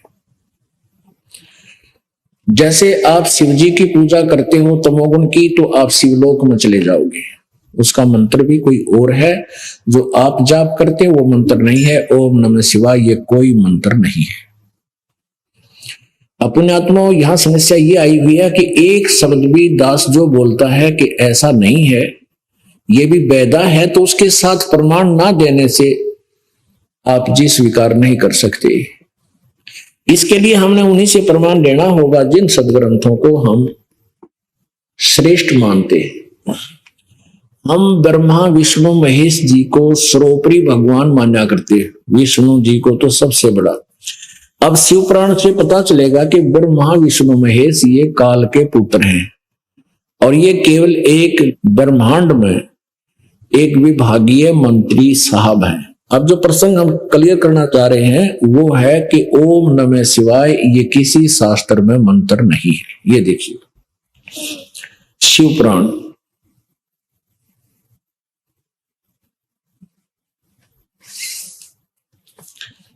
यह है शिव पुराण, गीता प्रेस गोरखपुर से प्रकाशित है।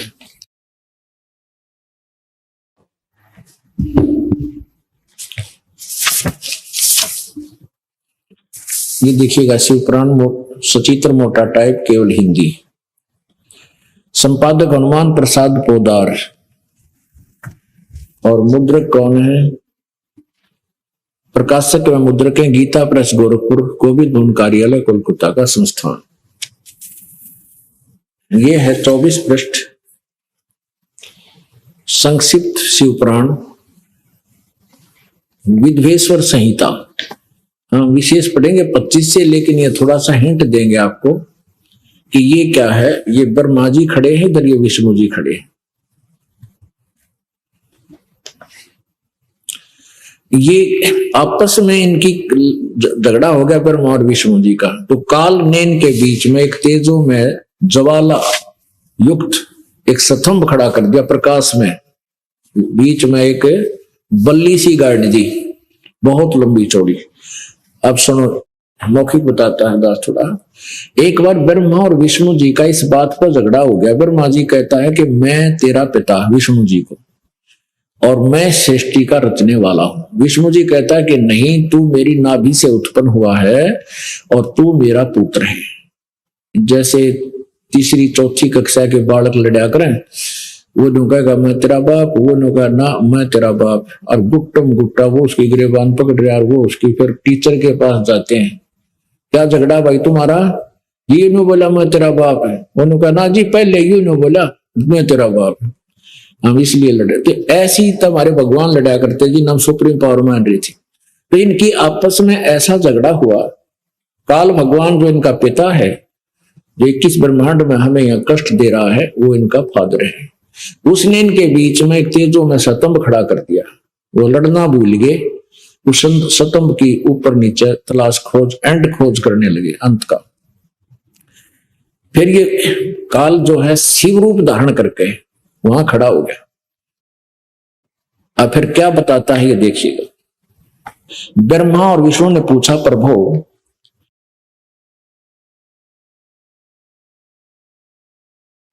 प्रभु सृष्टि आदि 5 कृत्यों के लक्षण क्या हैं यह हम दोनों को बताइए। भगवान शिव बोले, ये काल है ब्रह्म, मेरे कर्तव्य को समझना अत्यंत गहन है, यह तथापि मैं कृपा पूर्वक तुम्हें उनके विषय में बताता हूं। ब्रह्मा और अच्युत यानी विष्णु सृष्टि पालन संहार तिरोभाव और अनुग्रह, ये 5 ही मेरे जगत संबंधी कार्य हैं जो नित्य सिद्ध हैं। संसार की रचना जो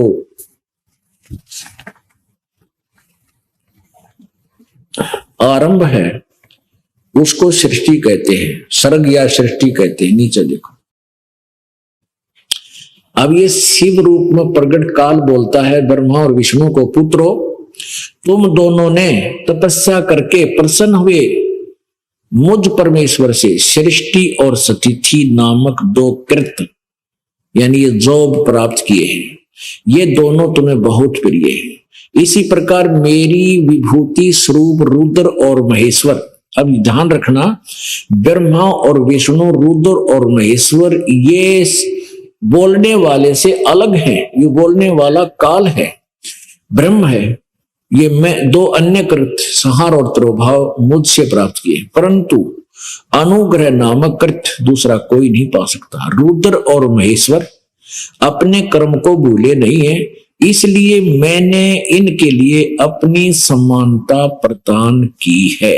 यानी यो रुद्र और महेश्वर उस काल जैसी शिव जैसी वेशभूषा में रहते हैं। रुद्र और महेश्वर ब्रह्मा विष्णु से न्यारे हैं, ये जिसमें शिव के हैं यो तमोगुण, तो ये काल के पुत्र हैं, रुद्र भी महेश्वर भी और ब्रह्मा भी और विष्णु भी। तो कहता है रुद्र और महेश्वर को मैंने अपने जैसी ही वेशभूषा वाहन त्रिशूल आदि मैंने वही प्रदान कर रखे। अब देखना, वे रूप वेश कृत वाहन आसन और आयुध आदि में मेरे समान ही हैं।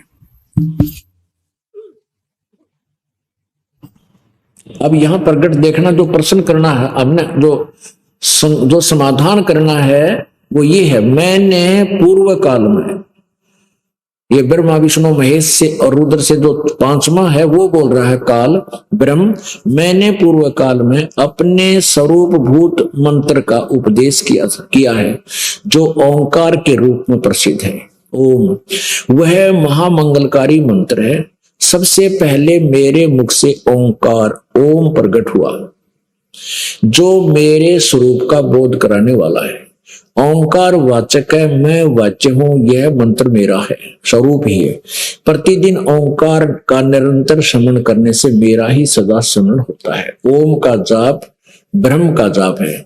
मेरे उत्तरवर्ती मुख से अकार, पश्चिम मुख से उकार 2 और दक्षिण मुख से मकार 3, पूर्ववर्ती मुख से बिंदु 4 और मध्यवर्ती मुख से नाद का प्रकट। ये 5 हो गए ना अक्षर, अकार उकार मकार बिंदु और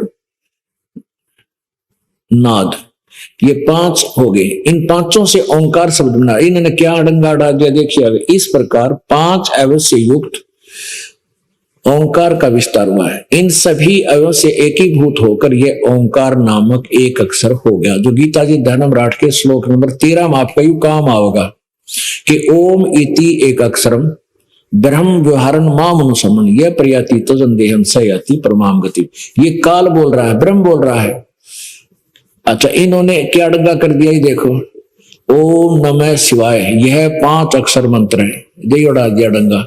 वो तो कहता है इस ओंकार में ही 5 अक्षर हैं, 5 हैं। देखो, मेरे उत्तरवर्ती मुख से अकार, पश्चिम से उकार और दक्षिण से मकार 3 और चौथा बिंदु 5वां नाद, ये 5 अक्षर से बना हुआ एक अक्षर ओम है।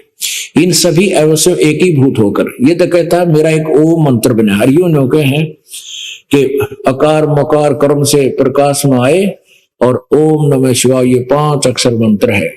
यो आड़ंगा अपने मनमुखी सोच वाला ने, ये भोली आत्मा तो संस्कृत तो पढ़ नहीं सके हम, और ये हिंदी अनुवादित ओम नमः शिवाय यो घोटन लाएंगे। और ये कति मंत्र नहीं है, व्यर्थ मंत्र है। अब यहां आपको दिखाते हैं अब ये तो केवल हिंदी है, अब आपको संस्कृत वाली में दिखाते हैं, जिसको संस्कृत इंक्लूड है जिसमें, वो दिखाते हैं। शिव महापुराण हिंदी टीका सहित भाग 1। और ये कहां से प्रकाशित है? श्री शिव महापुराण, इसके विद्या अवरिधि पंडित ज्वाला प्रसाद जी मिश्रकृत हिंदी टीका सहित खेमराज श्री कृष्ण दास प्रकाशन बंबई से यह प्रकाशित है।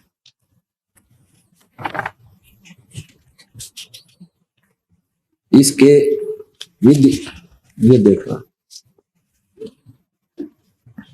ये वही है विद्वेश्वर संहिता, विद्वेश्वर संहिता भाग 1 अध्याय नंबर 10 के। यहां देखिएगा,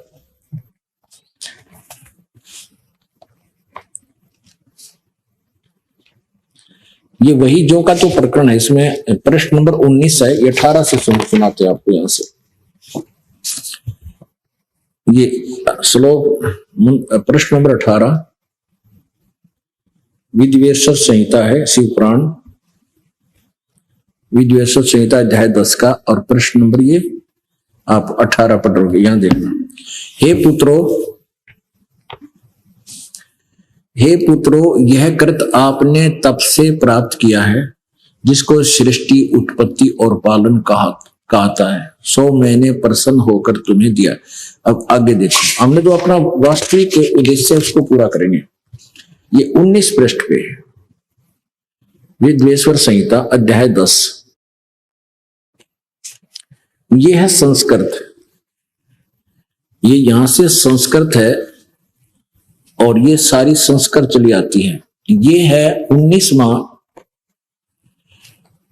ये 19वां वो मंत्र है।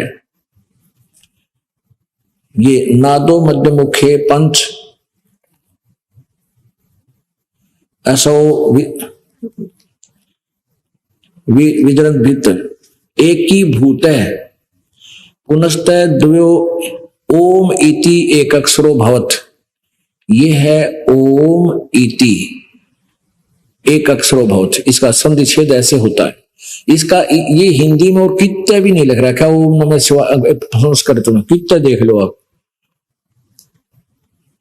कितना ओम नमः शिवाय नहीं है, कितना भी।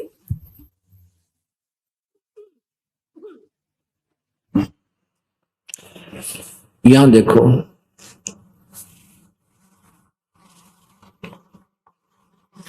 ये क्लियर करता हुआ रहा है, यह मेरा मंत्र सोई निज मंत्र है,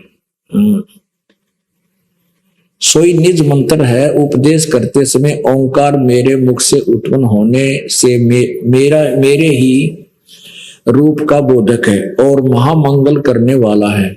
यह वाचक है और मैं वाच्य हूं। यह मंत्र मेरा आत्मा है, इसके समन से मेरा समन होता है। अब इशारा विवरण दे रहा है यहां पर। उत्तर के मुख से अकार, पश्चिम के मुख से उकार, दक्षिण के मुख से मकार, पूर्व के मुख से बिंदु और मध्य के मुख से नाद उत्पन्न हुआ। इस प्रकार 5 प्रकार से निर्गत हुआ यह सब एक होकर ओम ऐसा एक अक्षर हो जाता है। अपना तो कहीं भी नहीं लिखा, यह सब नाम रूपात्मक वेदभूत होने दोनों कुल अर्थात स्त्री पुरुष भेद से भौतिक शरीर वर्ग के देवा दो का भेद वाला है और इसी मंत्र से व्याप्त और शिव शक्ति का बोधक है, विश्व शिव शक्ति का बोधक है। और इसी ओंकार से सब जगत का बोधक परवण मंत्र उत्पन्न हुआ है। अकार आदि अर्थात अकार से, नकार से, मकार से सभी एक ही बिंदु से हुआ, नाद से यह प्रकट हुआ है।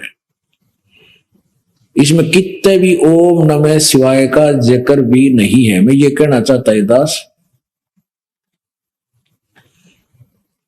उससे ये 5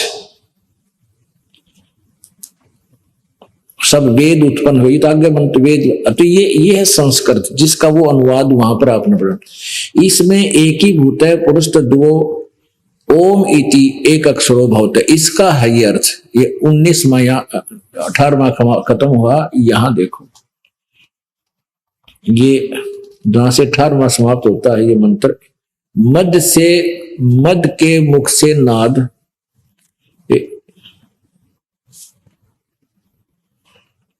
उत्पन्न हुआ, इस प्रकार 5 प्रकार से निर्गत हुआ यह एक ओंकार मेरा एक अक्षर हो जाता। पुण्यात्मा भक्ति करना कोई बड़ी बात नहीं है, मोक्ष प्राप्त करना सबसे आसान है, क्योंकि ये मार्ग इतना सिंपल है, इतना साधारण है। लेकिन इन नकलियों ने इसको जटिल बना दिया। कोई खड़ा होकर तप करता है, कोई घोर व्रत रखता है, कोई जल में खड़ा होकर तपस्या करता है, कोई किसी मंत्र का जाप करता है। तो हम उन मंत्रों ने पढ़ते जपते जपते मेंटल हो लिए, अब नास्तिक होने जा रहे हैं। और वो मंत्र, क्योंकि गीता जी अध्याय नंबर 16 के श्लोक नंबर 23 में कहा है कि शास्त्र विधि को त्याग कर जो मनमानी पूजाएं करते हैं, मनमाना आचरण करते हैं, उनको किसी प्रकार का कोई लाभ नहीं, ना उनकी गति हो, ना मोक्ष हो, ना कुछ कार्य सिद्ध, ना सुख प्राप्ति हो। तो पुण्यात्मा ये नकलिया ने इन अनुवाद करते समय अपनी सोच घसोड़ दी। ओम नमः शिवाय बोला, ये 5 मंत्र का हो गया, वो क्लियर कर रखा ऊपर, अकार मकार उकार बिंदु और ये मिलकर के 5 अक्षर का एक तरुण मंत्र बनता है। इसके अतिरिक्त कोई मंत्र ही नहीं है। तो क्या बताते हैं परमात्मा अपनी वाणी में कहते हैं, मोती मुक्ता दर्शत नाही ये जग है सब अंदरे, दिखत के तो नैन चश्म इनके फिरा मोतिया बंदरे। अब ये जैसे किसी को मोतिया बंद हो जाता आंखों में, उसकी आंखें बड़ी स्वस्थ नजर आती हैं पर उसको दिखता कुछ नहीं, नपट अंधा होता है। ऐसे ही हमें विद्वान नजर आए थे, मैं ऋषि मंडलेश्वर संस्कृत के पढ़ने वाले, लेकिन इनका अज्ञान रूपी मोतिया बंद हो रहा था। अब परमात्मा ने आकर दास का ऑपरेशन किया और ऑपरेशन करने वाला डॉक्टर बना दिया। अपने आत्माओं अपना कल्याण कराओ और अपने बच्चों का भी कल्याण कराओ। बोलो सतगुरुदेव सत साहिब परम पिता परमात्मा पूर्ण ब्रह्म सारी सृष्टि के रचनहार कुल मालिक कबीर देव कबीर साहेब जी की असीम कृपा से आप जी इस सत्संग समारोह में पहुंच पाए।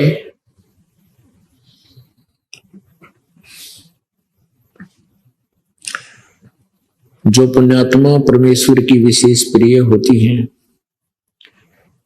उन्हीं को ये सत्संग का सुअवसर प्राप्त होता है। पुण्यात्मा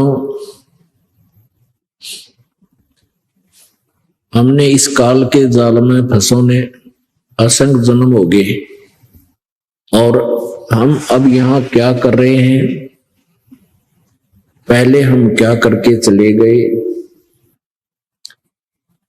हम यहां किस लिए रह रहे हैं, हमारा उद्देश्य क्या है, एक क्षण के अंदर एक अक्षर के बाद पता नहीं इस जीव की क्या स्थिति हो जावे। तो पुण्यात्मा परमात्मा ने स्वयं आकर के हमें ये ज्ञान बताया कि तुम यहाँ के रहने वाले नहीं हो। जैसा कि आज सुबह के सत्संग में आप जी ने सुना और प्रत्यक्ष आंखों भी देखा पवित्र चारों वेदों में कि वो परमात्मा एक देशीय है, एक स्थान पर रहता है, सतलोक में, ऊपर शाश्वत स्थान में, यानी रत धाम कहो, उसे सनातन परम धाम कहो, मोक्ष धाम कहो, उसको सतलोक सचखंड कहो। वो परमात्मा पूर्ण ब्रह्म सत्य पुरुष परम अक्षर ब्रह्म उसी के नाम है, वो वहां रहते हैं। और वहां हम और आप जी भी वहीं रहा करते थे। हम अपनी गलती के कारण इस काल का फंस गए और इस काल ने हमें बिल्कुल परमात्मा से दूर कर दिया, उस परमेश्वर का और सतलोक का नामो निशान मिटा दिया।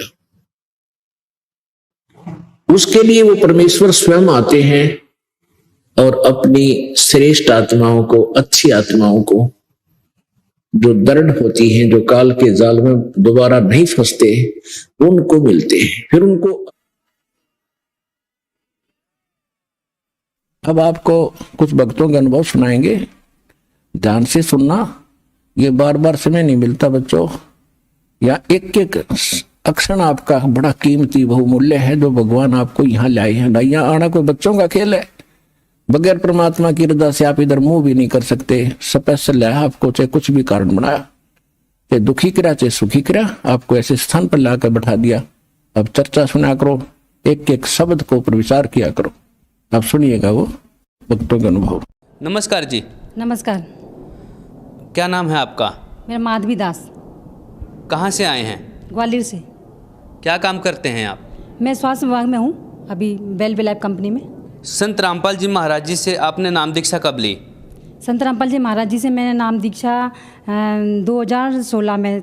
संत रामपाल जी महाराज जी से नाम दीक्षा लेने से पहले आप क्या क्या भक्ति साधना करते थे? संत रामपाल जी महाराज जी से जुड़ने से पहले हम शंकर ब्रह्मा विष्णु की शीतला माता की भक्ति करते थे और बस ऐसे जीवन यापन चल रहा था। और फिर शादी हुई तो गायत्री परिवार में आए तो हम हरिद्वार जाते थे, शांति कुंज में जाते थे। वहाँ श्री राम शर्मा आचार्य जी थे और वो हमारे गुरु बने और फिर भक्ति करते थे। बहुत कर्मकांड होता था उसमें, हर समय मंत्र से हर कुछ काम करना होता था, जैसे तिलक लगाना, भोग लगाना, जमीन में पूजन करना और जनेऊ पहनना, हर लेडीज़ को जरूर पहनते थे। और जनेऊ जब भी हम बॉस के लिए जाते थे तो जनेऊ को चढ़ाते थे और सुबह 4 बजे नहाना पड़ता था। ऐसे हम बहुत उसमें बहुत कर्मकांड थे तो उसी में करते थे। हर इतवार को हमें हवन करना पड़ता था और अखंड जोत भी जलाते थे। 108 1 लाख का जाप करते थे, बत्तियां भी बनाते थे और हर महीने भी एक बार हरिद्वार जाना पड़ता शांति कुंज में। और ऐसे ही भक्ति चल रही थी बस। आप इतनी सारी भक्ति साधना कर रहे थे, हरिद्वार भी जाते थे, गायत्री परिवार से भी जुड़े हुए थे, ब्रह्मा विष्णु महेश की भी पूजा कर रहे थे। इतनी भक्ति साधना करने से आपको क्या लाभ हुए?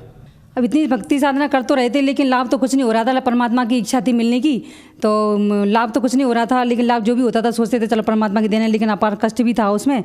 हस्बैंड शराब पीने लगे और शरीर में भी प्रॉब्लम थी बहुत ज़्यादा। बोन्स की प्रॉब्लम हो गई थी मेरे को, पाइल्स की प्रॉब्लम थी, यूट्रस की प्रॉब्लम थी, सिर में दर्द भी बहुत होता था। बहुत जगह इलाज करा लिया था, CT स्कैन वगैरह कराया था, लेकिन वो बोलते थे इतने समय का कोर्स लो, तो दवाइयाँ भी खा ली थी उसके बाद फिर भी आराम नहीं मिल रहा था।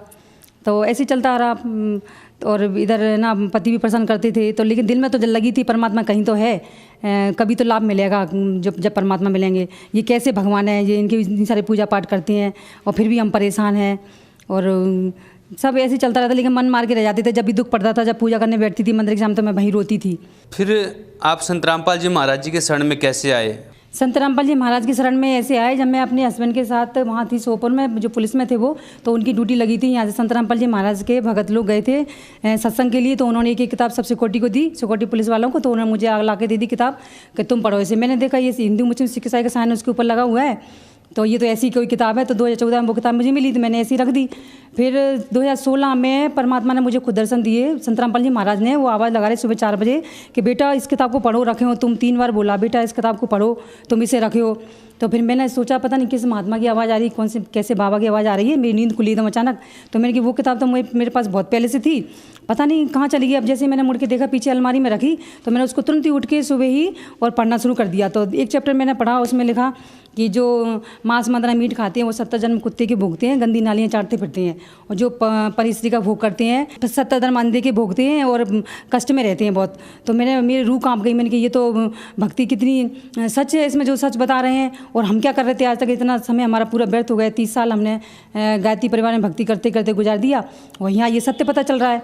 तो फिर मैंने तो अपने हस्बैंड को, अपने पति को बोला कि देखो तुम क्या कर रहे हो पुलिस में रह के, और मैं तो नाम दीक्षा लूँगी पर संत रामपाल जी महाराज की, और मैं तो ग्वालियर जा रही हूँ। तो उन्होंने बोला तुम्हें ऐसी सच भक्ति लगती है, सच्ची भक्ति लगती है, तुम चले आओ, मैं तुम्हें रोकूंगा नहीं, और तुम जो करना चाहते हो करो। तो मैं ग्वालियर आई। तो फिर मैंने परमात्मा संत रामपाल जी महाराज से 16 अगस्त 2016 में मैंने नाम दीक्षा ली। बहन जी, संत रामपाल जी महाराज से जो भी श्रद्धालु नाम दीक्षा लेते हैं उन्हें कोई ना कोई लाभ अवश्य होता है। आप भी संत रामपाल जी महाराज से जुड़े, आप गायत्री परिवार में जुड़े हुए थे, आपको कोई लाभ नहीं हो रहा था, आपको उल्टी हानि हो रही थी, और संत रामपाल जी महाराज जी से नाम दीक्षा लेने के बाद आपको क्या लाभ हुए? संत रामपाल जी महाराज के शरण में आने से मुझे बहुत सारी बीमारियां थी। जैसे सिर में दर्द था, उसका बहुत सिटी स्कैन भी करवाया, दवाई भी ली, और डॉक्टर 3 महीने का कोर्स देते थे, वो भी कर लिया हमने। फिर बच्चा बोलता था कि मम्मी ऐसे इलाज कराने से क्या होगा, इसमें देखो तो कोई पेन किलर तो नहीं दे रहा वो, तो इससे आराम पड़ रहा हो, जब भी अपन दवाई नहीं खाते तो सिर में दर्द होने लगता है। तो ऐसे ही हम इलाज कर रहे थे, करते करते इलाज करते करते हार गए। फिर रह गए, चलो परमात्मा करेंगे, जो होगा देखा जाएगा। इतना पैसा भी नहीं था। तो जब संत रामपाल जी महाराज जी से नाम दीक्षा ली और मंत्रों का जाप किया, मर्यादा में रह के नियम से भक्ति की, तो ये बीमारियां, शरीर का जो प्रॉब्लम थी, जो भी कष्ट था, वो सारा क्यों ऐसे चला गया जैसे कोई चमत्कार हो गया हो। हमें इतना विश्वास पहले नहीं हो रहा था, लेकिन अब ये हमारे साथ इतना लाभ हुआ तो हमें लगा कि हाँ, ये सच्चे परमात्मा है, यहाँ हमें परमात्मा मिल गए और हमें इनकी शरण में आके सारे सुख मिलेंगे और कभी कोई जीवन में कोई कष्ट नहीं हो सकता, क्योंकि इतना अटूट विश्वास। और हमने सोचा अपने दिल में कि ये सच्चे परमात्मा है, यहाँ आकर हमें बहुत लाभ हुए। और फिर मैंने मम्मी से बोला, मम्मी आप भी बीमार रहती हो, आप भी ले लो, ये तो साक्षात परमात्मा है, संत रामपाल जी महाराज हरियाणा में आए हुए हैं और आप विश्वास करो, आप भी ले लो। तो मम्मी ने भी नामदान ले लिया था। तो मेरी मम्मी बहुत पहले बीमार रहती थी, बचपन से मैंने देखा था, जब से होश संभाला कि मम्मी हमेशा दवाइयाँ गोली खाती रहती थी। तो मैंने उनसे बोला, मम्मी अब अंत आ गया।